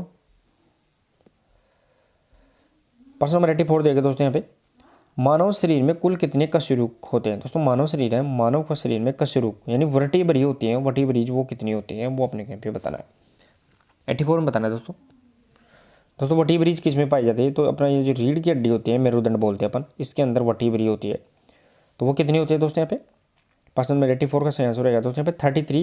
लेकिन बाद में दोस्तों ये ऑक्सीफाई हो गए, कितनी रह जाती है, तो 26 ही रह जाती है, यानी 26 वर्टिब्री बाद में बचती है। शुरू में कितनी होती है, तो यहाँ पे 33 रहेगी। नेक्स्ट और अगला प्रश्न नंबर 85। ट्रेपीजियस पेशी कहाँ पाई जाती है। दोस्तों यहाँ पे ट्रेपीजियस पेशी है वो कहाँ पाई जाती है वो अपने यहाँ पे बताना है। मैंने बताया भी था दोस्तों पिछले क्वेश्चन में कि ट्रेपीजियस पेशी कहाँ पाई जाती है, दड़ में, पेट में, जांघ में या गर्दन में। 85 में बताना है दोस्तों। ये अपना मान लो खोपड़ी है, सिर वाला है, और सिर के बाद में ये अपनी गर्दन हो गई और ये अपने यहाँ पे कंधे हो गए दोनों, ये कंधे वाली पोर्शन। तो यहाँ पे जो गर्दन के दोनों तरफ ध्यान रखना है, गर्दन के दोनों तरफ जो यहाँ पे पाई जाती है वो यहाँ पे ट्रेपीजियस पाई जाती है। जो उभार होता है दोस्तों दोनों तरफ उभार कंधों के ऊपर, वो ट्रेपीजियस होता है। तो प्रश्न नंबर यहाँ पे 85 का सही आंसर रहेगा दोस्तों गर्दन नेक में रहेगी। नेक्स्ट और अगला प्रश्न नंबर 86। आंत की टीबी रोग का पता लगाया जाता है। दोस्तों आंत होती है जो छोटी आंत बड़ी आंत है, उसमें जो टीबी होती है उसका पता कैसे लगाते हैं वो अपने को यहाँ पे बताना है। रक्त जांच द्वारा, थूक के द्वारा, बेरियम मील द्वारा या ESR द्वारा। आंत होती है दोनों आंत छोटी आंत बनी आंत, उनमें जो टीबी हो जाती है तो किसका पता लगाते हैं। प्रश्न नंबर 86 में ध्यान रखना है वो किसके द्वारा लगाए जाएंगे। प्रश्न नंबर 86 बेरियम मील के द्वारा, ध्यान रखना बेरियम मील टेस्ट के द्वारा इसका पता लगाया जाता है। नेक्स्ट और अगला प्रश्न नंबर 87। मानव शरीर का प्रमुख उत्सर्जी पदार्थ कौन सा है। दोस्तों मानव शरीर में प्रमुख उत्सर्जी पदार्थ कौन सा है जो बाहर निकालते हैं अपन, अमोनिया, यूरिया, यूरिक अम्ल या फिर अमीनो अम्ल। 87 में बताना है दोस्तों यहाँ पे। और सही आंसर रहेगा दोस्तों 87 में वो यहाँ पे ध्यान रखना है मानव शरीर का प्रमुख उत्सर्जी पदार्थ यूरिया रहेगा। ध्यान रखना यूरिया रहेगा जिसे अपन यूरिन के माध्यम से बाहर निकालते हैं। नेक्स्ट और अगला प्रश्न नंबर 88 देखें दोस्तों। कंदुक खलिका संधि का उदाहरण है। दोस्तों कंदुक खलिका संधि है, इसका उदाहरण कौन सा रहेगा वो अपने को यहाँ पे बताना है। कंदुक खलिका संधि का उदाहरण कलाई संधि, खोपड़ी की संधि, अंश मेखला, ह्यूमरस की संधि या कार्पल्स की संधि। 88 में बताना है दोस्तों।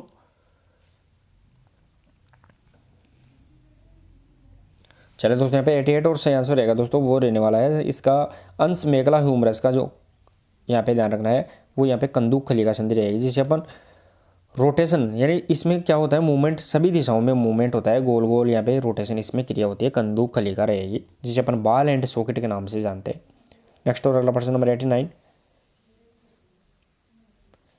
प्रश्न नंबर 89 देखिए दोस्तों यहाँ पे कंधे के जोड़ पर हाथ की 360 डिग्री वर्ताकार गति होती है वो कौन सा यहाँ पे होती है वो अपने यहाँ पे बताना। कंधे के जोड़ पर कौन सा जोड़ पाया जाता है? बॉल एंड सॉकेट जोड़ होता है। उसमें वर्ताकार जो 360 डिग्री यानी गोल गोल घूमना, तो वो कौन सी गति रहेगी? फ्लेक्शन, एबडक्शन, इवर्सन या सरकमडक्शन? 89 बताना दोस्तों यहाँ पे। सही आंसर रहेगा दोस्तों सरकमडक्शन।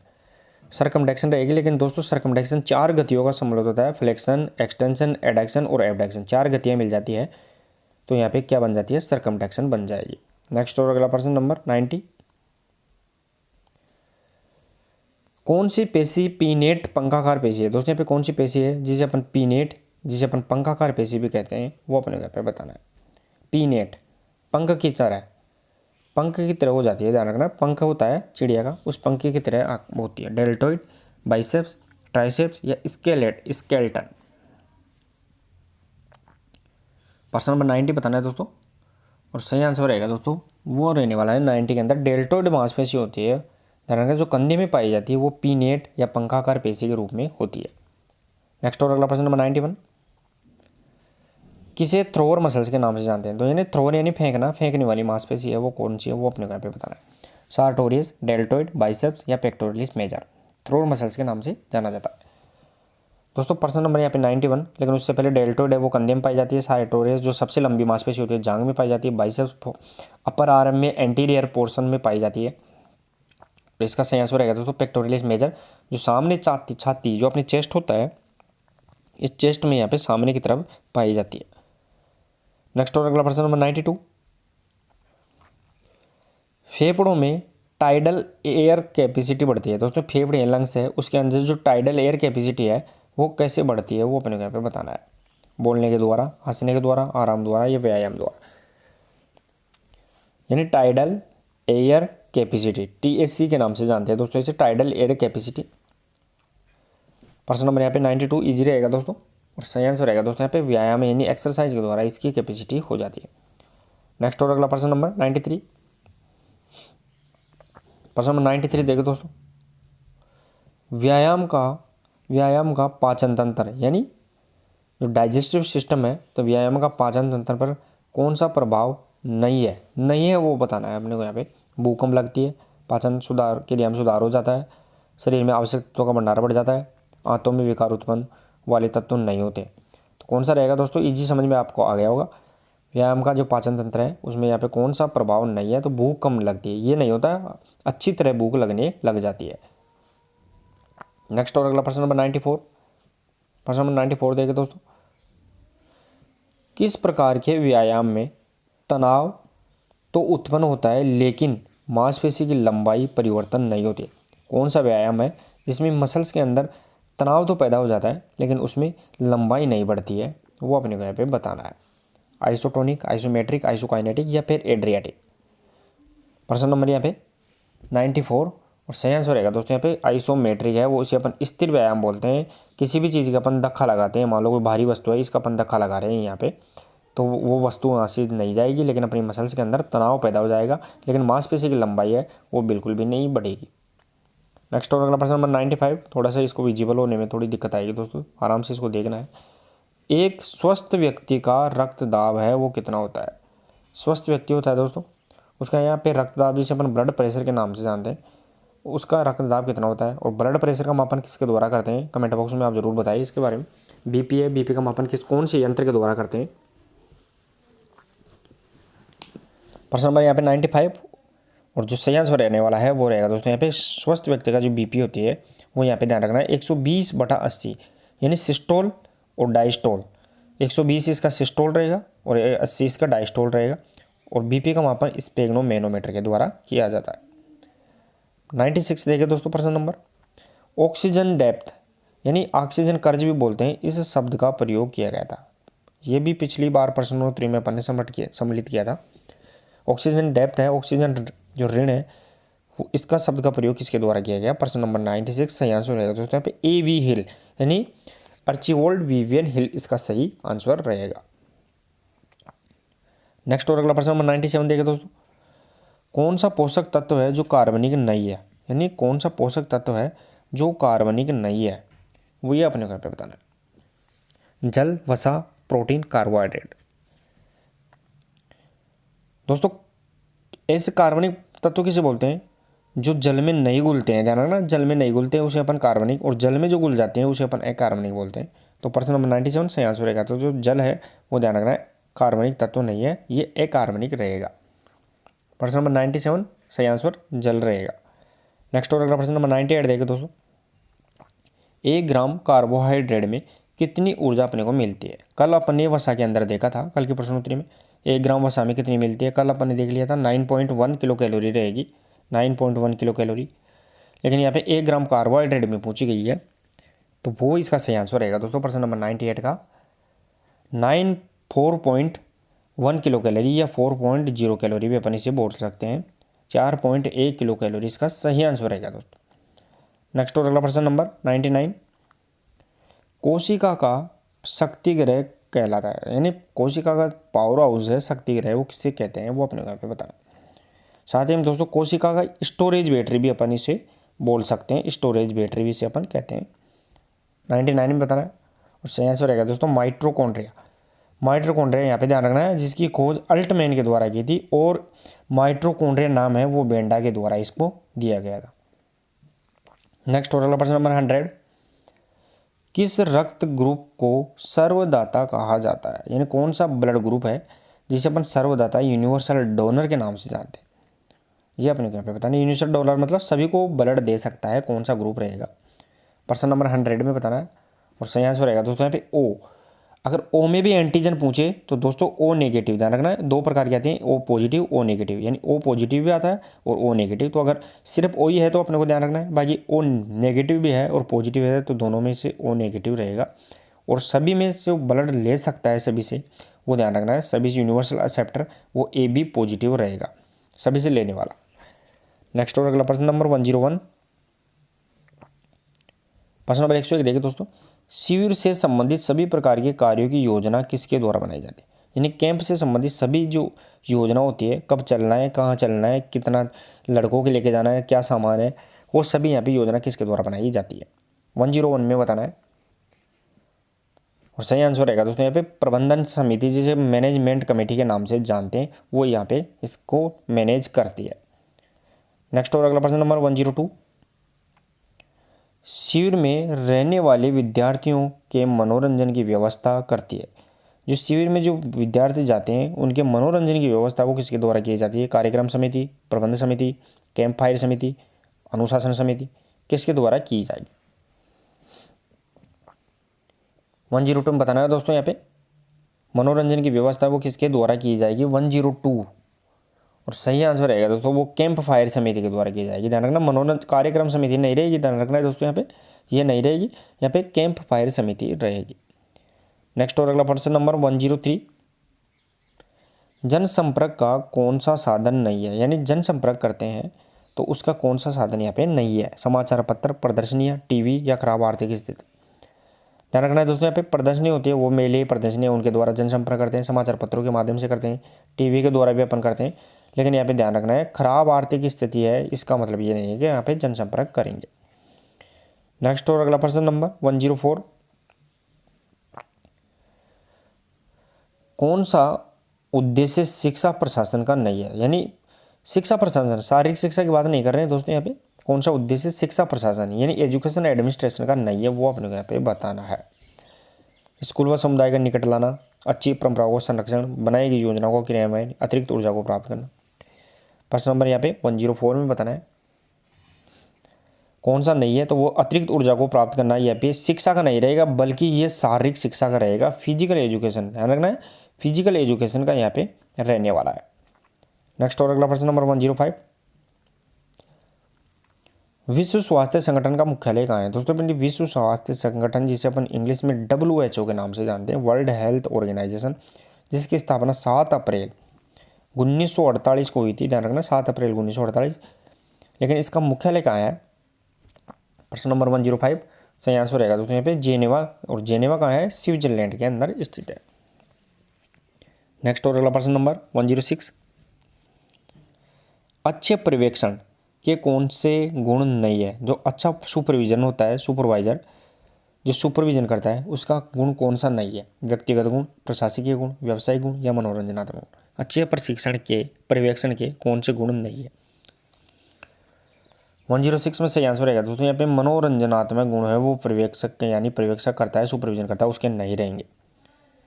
नेक्स्ट और अगला प्रश्न नंबर 107, शारीरिक शिक्षा के नवीन आयामों से यदि कोई पर्यवेक्षक परिचित है तो उसका कौन सा गुण है वो अपने को यहाँ पे बताना है। यानी लेटेस्ट चीज़ आ रही है, लेटेस्ट कोई भी नियम आ रहा है, कोई भी चीज़ आ रही है, अपडेट हो गया, तो उससे अपडेट रहना कौन सा गुण रहेगा? व्यक्तिगत गुण, प्रशासकीय गुण, व्यावसायिक गुण या कोई नहीं। प्रश्न नंबर 107 बताना है दोस्तों यहाँ पे, और सही आंसर रहेगा दोस्तों उसका व्यवसायिक गुण है, क्योंकि पर्यवेक्षण सुपरवाइजर कर रहा है तो उसको अपनी जो क्षेत्र है उसमें अपनी चीज़ों को यहाँ पे नए अपडेट है उसका नॉलेज होना चाहिए, व्यवसायिक गुण रहेगा। नेक्स्ट और अगला प्रश्न नंबर 108, खेल का पूर्वाभ्यास या पूर्वानुमानित सिद्धांत वो किसके द्वारा दिया गया? खेल का पूर्वाभ्यास या पूर्वानुमानित सिद्धांत किसके द्वारा दिया गया है? Karl Groos, Herbert Spencer, McDougall या अरस्तु। 108 में बताना है दोस्तों यहाँ पे, और सही आंसर रहेगा दोस्तों यहाँ पे कार्ल ग्रूस के द्वारा। यहाँ पे खेल से संबंधित सभी सिद्धांत ज़्यादातर कार्ल ग्रूस के द्वारा दिए गए, तो यहाँ पे ये सही आंसर रहेगा। नेक्स्ट और अगला प्रश्न नंबर 109, मनोरंजन की कौन सी संस्था सरकारी नहीं है? यानी कौन सी संस्था है वो सरकारी नहीं है, वो अपने यहाँ पे बताना है। राष्ट्रीय library, youth hostel, health club या नृत्य अकादमी। 109 बताना है दोस्तों यहाँ पे, और सही आंसर रहेगा दोस्तों यहाँ पे हेल्थ क्लब होते हैं जिसे अपन जिम के नाम से जानते हैं, तो जिम होती है वो यहाँ पे सरकारी नहीं है। बाकी राष्ट्रीय लाइब्रेरी हो गई, यहाँ पे यूथ हॉस्टल हो गए, साथ ही में नृत्य यहाँ पे अकादमी हो गई, वो यहाँ पे सरकारी होती है।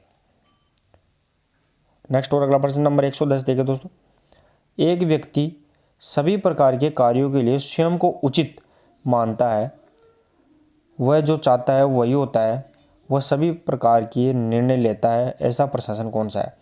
यानी सब कुछ अपनी मर्जी से कर रहा है, मन मर्जी चला रहा है, तो वो कौन सा प्रशासन रहेगा वो अपने यहाँ पे बताना है। अराजक, निरंकुश, अशासन या प्रजातांत्रिक। 110 में बताना है दोस्तों, तो वो यहाँ पे तानाशाही शासन बोल सकते हैं अपन उसे, तो वो निरंकुश शासन रहेगा। यानी उसके ऊपर किसी प्रकार की पाबंदी नहीं है, वो जैसे चाह रहा है अपनी मर्जी से सब कुछ कर रहा है, तो वो निरंकुश शासन रहेगा, तानाशाही शासन रहेगा। जैसे दक्षिण कोरिया में है, नॉर्थ कोरिया में है, वहाँ का जो सुल्तान है वो यहाँ पे करता है। नेक्स्ट और अगला प्रश्न नंबर 111 देखें दोस्तों, एक अच्छे नेता का गुण नहीं है दोस्तों, अच्छा जो नेता होता है, लीडरशिप होता है, लीडर होता है, उसका गुण कौन सा नहीं है? निडरता, भावुकता, बुद्धिमत्ता या सहयोगात्मक। प्रश्न नंबर 111 बताना है दोस्तों, इजी रहेगा। अच्छा जो लीडर होता है उसका कौन सा गुण नहीं है? भावुकता, इमोशनल उसको नहीं होना चाहिए, अपने कार्य के प्रति उसको वफादार और सजग रहना चाहिए। नेक्स्ट और अगला प्रश्न नंबर 112 देखें दोस्तों, शारीरिक शिक्षा का सबसे अनिवार्य साधन कौन सा है? यानी फिजिकल एजुकेशन है, उसका सबसे अनिवार्य साधन कौन सा है? कल भी प्रश्न पूछा था। और दोस्तों कल सुबह 9 बजे मैं आपको बोलता हूँ, फिर से दोबारा से कल सुबह 9 बजे अपनी थ्योरी की क्लास रहेगी। टॉपिक रहेगा अपना हार्ट या रक्त परिसंचरण से संबंधित। कल सुबह 9 बजे आप थ्योरी की क्लास में जरूर उपस्थित रहे। प्रश्न नंबर 112 सही आंसर रहेगा दोस्तों, शारीरिक शिक्षा की सबसे अनिवार्य साधन क्या रहेगा? वो मैदान रहेगा, ग्राउंड रहेगा। नेक्स्ट और अगला प्रश्न नंबर 113 देखें दोस्तों, योग संस्कृत शब्द युज से लिया गया है जिसका अर्थ क्या है? यानी योग शब्द है, योग संस्कृत भाषा की एक धातु है, युज से लिया गया, लेकिन इसका अर्थ क्या है? तो उसे अपन संयोजन, ध्यान रखना, संयोजन, या फिर इसे अपन किस नाम से जानते हैं? जोड़ना। तो प्रश्न नंबर यहाँ पे 113 का सही आंसर रहेगा दोस्तों, इसे अपन युज को जोड़ना या संयोजन कह सकते हैं। नेक्स्ट और अगला प्रश्न नंबर 114 देखिए दोस्तों, निम्न में से कौन सा योग का अंत मार्ग नहीं है? दोस्तों यहाँ पे योग का कौन सा अंत मार्ग है, वो अंतिम मार्ग है, वो अपने यहाँ पे बताना है। यम, नियम, आसन या प्रत्याहार। निम्न में से इसी में से पूछा गया है दोस्तों प्रश्न नंबर यहाँ पे।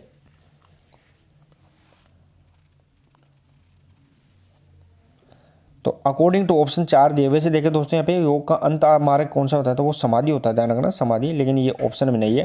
तो यम, नियम, आसन, प्राणायाम, प्रत्याहार, यहाँ पे सही आंसर रहेगा दोस्तों, यहाँ पे वो यहाँ पे प्रत्याहार रहेगा, क्योंकि यहाँ पे क्यों आप पूछा गया है? निम्न यानी दिए गए हैं उनमें से ही बताना है। नेक्स्ट और अगला प्रश्न नंबर 115 देखें दोस्तों, यहाँ पे प्राणायाम का अर्थ है, प्राणायाम का अर्थ क्या है वो अपने को यहाँ पे बताना है। प्राण प्लस आयाम, दो शब्दों से मिलकर बनाया दोस्तों यहाँ पे, प्राण प्लस आयाम। प्राण का यानी जो प्राणवायु है, ऑक्सीजन है, आयाम का मतलब रोकना, नियंत्रण। तो प्राणायाम का अर्थ क्या रहेगा प्रश्न नंबर यहाँ पे 115 में, तो वो इसका सही आंसर रहेगा। तो श्वास पर नियंत्रण करते हैं तो उसे अपन प्राणायाम के नाम से जानते हैं।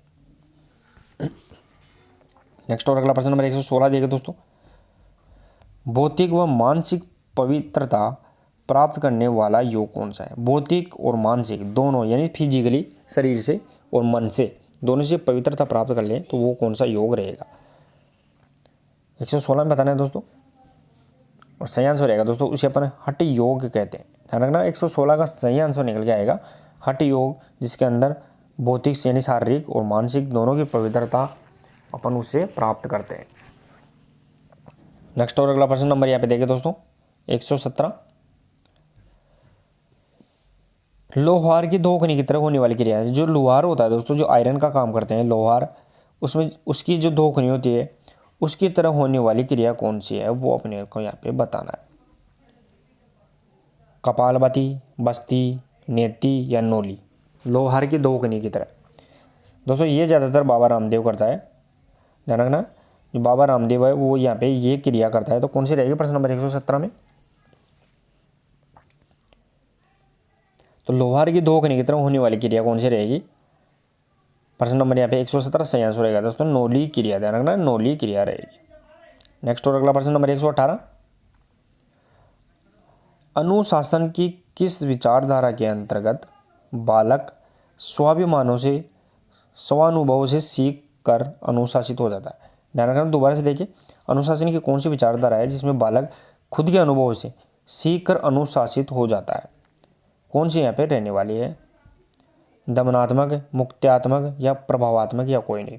प्रश्न नंबर 118 और सही आंसर रहेगा दोस्तों यहाँ पे मुक्त्यात्मक, यानी वो खुद ही अपने अनुभव से सीख रहा है और फिर यहाँ पे अनुशासित डिसिप्लिन हो रहा है। नेक्स्ट और अगला प्रश्न नंबर 119, प्रश्न नंबर 119 देखिए दोस्तों, मैं थोड़ा सा इसको जूम आउट कर लेता हूँ। प्रश्न नंबर 119 देखिए दोस्तों, कुंभक क्रिया में होता है दोस्तों, कुंभक यानी प्राणायाम के 3 भाग होते हैं, पूरक, कुंभक और रेचक। तो कुंभक क्रिया में क्या होता है? प्रश्न नंबर यहाँ पे 119 बताना है और सही आंसर रहेगा दोस्तों कुंभक। उसमें अपन भरे हुए श्वास को अपन क्या करते हैं अंदर ही रोक कर रखते हैं, वो कुंभक क्रिया के अंदर होता है। सांस को अंदर लेना उसे अपन पूरक कहते हैं, श्वास को बाहर निकालना उसे अपन रेचक कहते हैं। ये भी अपने को यहाँ पे दोनों याद रखने हैं। नेक्स्ट और अगला प्रश्न नंबर 120, कौन सा आसन महात्मा बुद्ध का आसन था? कौन सा आसन है जो महात्मा बुद्ध के द्वारा किया गया आसन है? यानी महात्मा बुद्ध की अगर आप फोटो देखते हो तो वो एक बैठी हुई अवस्था में रहता है, बिल्कुल दोनों पैरों को ऐसे रखता है और वो बैठी हुई अवस्था में रहता है, सामने हाथ जोड़ के रखता है। तो उसे अपन किस नाम से जानते हैं? प्रश्न नंबर यहाँ पे 120, पद्मासन अवस्था में रहता है, जो बिल्कुल बैठा हुआ ध्यान मुद्रा में रहेगा। नेक्स्ट और अगला प्रश्न नंबर 21, कौन सा आसन सभी आसनों की जननी है? दोस्तों यहाँ पे कौन सा आसन है जो सभी आसनों की जननी रहेगी, वो अपने को यहाँ पे बताना है। हलासन, भुजंगासन, सुखासन या सर्वांगासन? सभी आसनों की जननी, जिस प्रकार अपन सभी खेलों की जननी बोलते हैं एथलेटिक्स को, उसी प्रकार सभी आसनों की यहाँ पे जननी रहने वाली है 121 में, वो अपने को यहाँ पे ध्यान रखना है। सर्वांगासन यहाँ पे सभी आसनों की जननी होती है। चलिए दोस्तों नेक्स्ट और अगला प्रश्न नंबर 122, व्यवहारवाद का जनक माना जाता है। दोस्तों यहाँ पे व्यवहारवाद है, इसका जनक क्या माना, किसे माना जाता है, वो अपने को यहाँ पे बताना है। व्यवहारवाद का जनक दोस्तों वर्तमान में जो मनोविज्ञान है वो किसका विज्ञान है? व्यवहार का विज्ञान है वर्तमान में। सबसे पहले आत्मा, फिर मन मस्तिष्क, फिर चेतना और लास्ट में व्यवहार का विज्ञान है। तो व्यवहारवाद की नींव 1912 में पड़ी थी, वो किसके द्वारा? तो सही आंसर रहेगा दोस्तों वाटसन को अपन यहाँ पे व्यवहारवाद का जनक मानते हैं। नेक्स्ट और अगला प्रश्न नंबर 123, प्रश्न नंबर 123 देखिए दोस्तों, मनोविज्ञान मानव व्यवहार और मानव संबंधों का अध्ययन है, ये कथन किसका है? दोस्तों यहाँ पे मनोविज्ञान है वो मानव व्यवहार और मानव संबंधों का अध्ययन है, किसके द्वारा दिया गया था? Crow and crow, Woodworth, Watson या पावलो? 123 में बताना है दोस्तों।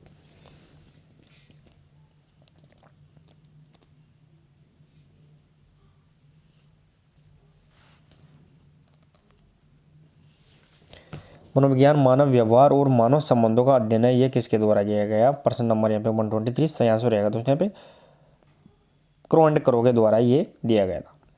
नेक्स्ट और अगला प्रश्न नंबर 124, प्रश्न नंबर 124 देखिए दोस्तों, खेल के सीखे कौशल दूसरे खेल के कौशल सीखने में अवरोध न करे, न ही सहायक हो, तो कौन सा स्थानांतरण होगा। यानी कोई भी चीज़ एक बार सीख ली लेकिन दूसरी चीज़ को सीखने में न तो वो सहायता कर रही है न ही वो नुकसान पहुंचा रही है, तो वो कौन सा स्थानांतरण कहलाएगा, सकारात्मक, नकारात्मक या शून्य। तो न तो अगर कोई एक चीज़ है न तो सीखने में वो मदद कर रही है न उसको सहायता कर रही है न उसमें नुकसान कर रही है, तो वो कौन सा यहाँ पे शून्य स्थानांतरण के नाम से जाना जाएगा। ध्यान रखना यहाँ पे शून्य स्थानांतरण। नेक्स्ट और अगला प्रश्न नंबर 125, व्यक्तिगत विभिन्नता निहित होती है। दोस्तों यहाँ पे व्यक्तिगत विभिन्नता है वो किस में निहित होती है कि वो अपने यहाँ पे बताना है। शरीर में, दिमाग में, विचारों में या समस्त व्यक्तिगत चरों में। किसके द्वारा व्यक्तिगत विभिन्नता का अपन अनुमान लगा सकते हैं, 125 में बताना है। और सही आंसर रहेगा दोस्तों समस्त व्यक्तिगत चर है जितने भी, चाहे वो शरीर से संबंधित हो, बुद्धि से संबंधित हो, सभी में उसमें अपन व्यक्तिगत विभिन्नता देख सकते हैं। नेक्स्ट और अगला प्रश्न नंबर 126, अधिगम का उद्दीपन अनुक्रिया सिद्धांत है वो किसने दिया है। उद्दीपन यानी स्टिमुलेटिंग रिएक्शन थ्योरी है वो किसके द्वारा दी गई है, एसआर थ्योरी अपन इसे कह सकते हैं। Thorndike, Skinner, Pavlov, McDougall. प्रश्न नंबर 126 सही आंसर रहेगा दोस्तों यहाँ पे थॉर्नडाइक के द्वारा दी गई है। साथ ही में ये थॉर्नडाइक के द्वारा बिल्ली पर यह प्रयोग किया गया था। नेक्स्ट और अगला प्रश्न नंबर 127 देखें दोस्तों, अधिगम की सफलता का मुख्य आधार माना जाता है। यानी किसके द्वारा अपन अधिगम प्राप्त अच्छा करते हैं। लक्ष्य प्राप्ति की उत्कृष्ट इच्छा, अधिकारी बनने की इच्छा, दंड व आरोप, पुरस्कार व प्रशंसा। अधिगम की सफलता का मुख्य आधार कौन सा है। प्रश्न नंबर वहाँ पे 127 में अगर अपन लक्ष्य, जिस प्रकार अपना लक्ष्य है पीटीआई बनना, अगर अपन उसको प्राप्त करना ही चाहते हैं तो अपन बिना बोले सुबह जल्दी उठ के क्लासों को बार बार रिवीजन करेंगे, तो वो अपन क्या हो गया, लक्ष्य की प्राप्ति उत्कृष्ट इच्छा है प्राप्त करने की, तो वो अपना अच्छा अधिगम रहेगा। नेक्स्ट और अगला प्रश्न नंबर 128 देखें दोस्तों, गेस्टाल्ट सिद्धांत में प्रयोग किस जानवर का किया गया। दोस्तों यहाँ पे गेस्टाल्टवादी है वर्दाइमर के द्वारा दिया गया था। गेस्टाल्टवाद 1912 में वर्दाइमर के द्वारा दिया गया था। जो समग्रता का यहाँ पे सिद्धांत होता है, समग्रता, इसमें संपूर्णता इस पर बल दिया जाता है। तो यहाँ पे किसके द्वारा कौन से जानवर का प्रयोग किया गया था। प्रश्न नंबर यहाँ पे 128 और सही आंसर रहेगा दोस्तों चिंपांजी नामक जो पावलोव है उसने यहाँ पे कोलर है, कोलर ने यहाँ पे चिंपांजी नामक जो बंदर है वनमानु से उसका प्रयोग किया था। नेक्स्ट और अगला प्रश्न नंबर 129 देखें दोस्तों, सीखने की गति आरंभ में धीमी हो, ध्यान रखना शुरू में क्या है धीमी, फिर प्रयासों में तीव्रता आ जाए वह अंत में धीमी हो जाए वापस, तो किस प्रकार का वक्र होगा। ध्यान रखना शुरू के अंदर तो क्या है धीमी है, फिर उसमें क्या आ जाए शुरू में धीमी है, ध्यान रखना शुरू में तो धीमी है, फिर उसमें थोड़ा सा क्या आ जाए वापस से तीव्रता बना जाए, फिर वापस उसमें धीमी हो जाए, तो किस प्रकार का वक्र बन जाता है वो अपने को यहाँ पे बताना है 129 में। तो उसे अपन किस नाम से जानेंगे दोस्तों, एस आकार के वक्र के नाम से इसे अपन जानते हैं। नेक्स्ट और अगला प्रश्न नंबर और लास्ट प्रश्न नंबर 130 रहेगा दोस्तों। यहाँ पे मूल प्रवृत्तियों का जनक माना जाता है। दोस्तों मूल प्रवृत्ति है उसका जनक किसे माना जाता है। चलिए दोस्तों यहाँ पे आपको बताना है। और साथ ही में दोस्तों मैं आपको बता दूँ कल सुबह 9 बजे अपनी थ्योरी की क्लास रहेगी, हर्ट से संबंधित टॉपिक हर्ट रहेगा पार्ट 1, तो आपको जरूर उपस्थित होना है सुबह 9 बजे थ्योरी की क्लास में। और शाम को अपन लेते ही MCQs। तो यहाँ पे मूल प्रवृत्ति का सिद्धांत जनक कौन रहेगा, प्रश्न नंबर 130 सही आंसर रहेगा दोस्तों मैकडूगल है, मूल प्रवृत्तियों से संबंधित है और इसने 14 मूल प्रवृत्तियाँ बताई थी। 130 इंपॉर्टेंट क्वेश्चन का अपने एनालिसिस के लिए दोस्तों यहाँ पे महाभारत क्लास में कितना स्कोर कर पाए वो जरूर बताइए। क्लास अच्छी लगी या नहीं लगी कमेंट बॉक्स में अपने विचार भी शेयर करें। और दोस्तों अच्छी लगी हो तो शेयर और लाइक करके क्लास को जरूर खत्म करेंगे अपन। और अगला टॉपिक अपन कौन सा लेकर आए वो क्लास खत्म होने के बाद आप कमेंट बॉक्स में जाकर जरूर बताइए कि सर अगला टॉपिक इस पर अपने को यहाँ पे प्रश्नोत्तरी लानी है। तो मिलते हैं दोस्तों कल सुबह 9 बजे, तब तक के लिए धन्यवाद, थैंक यू सो मच।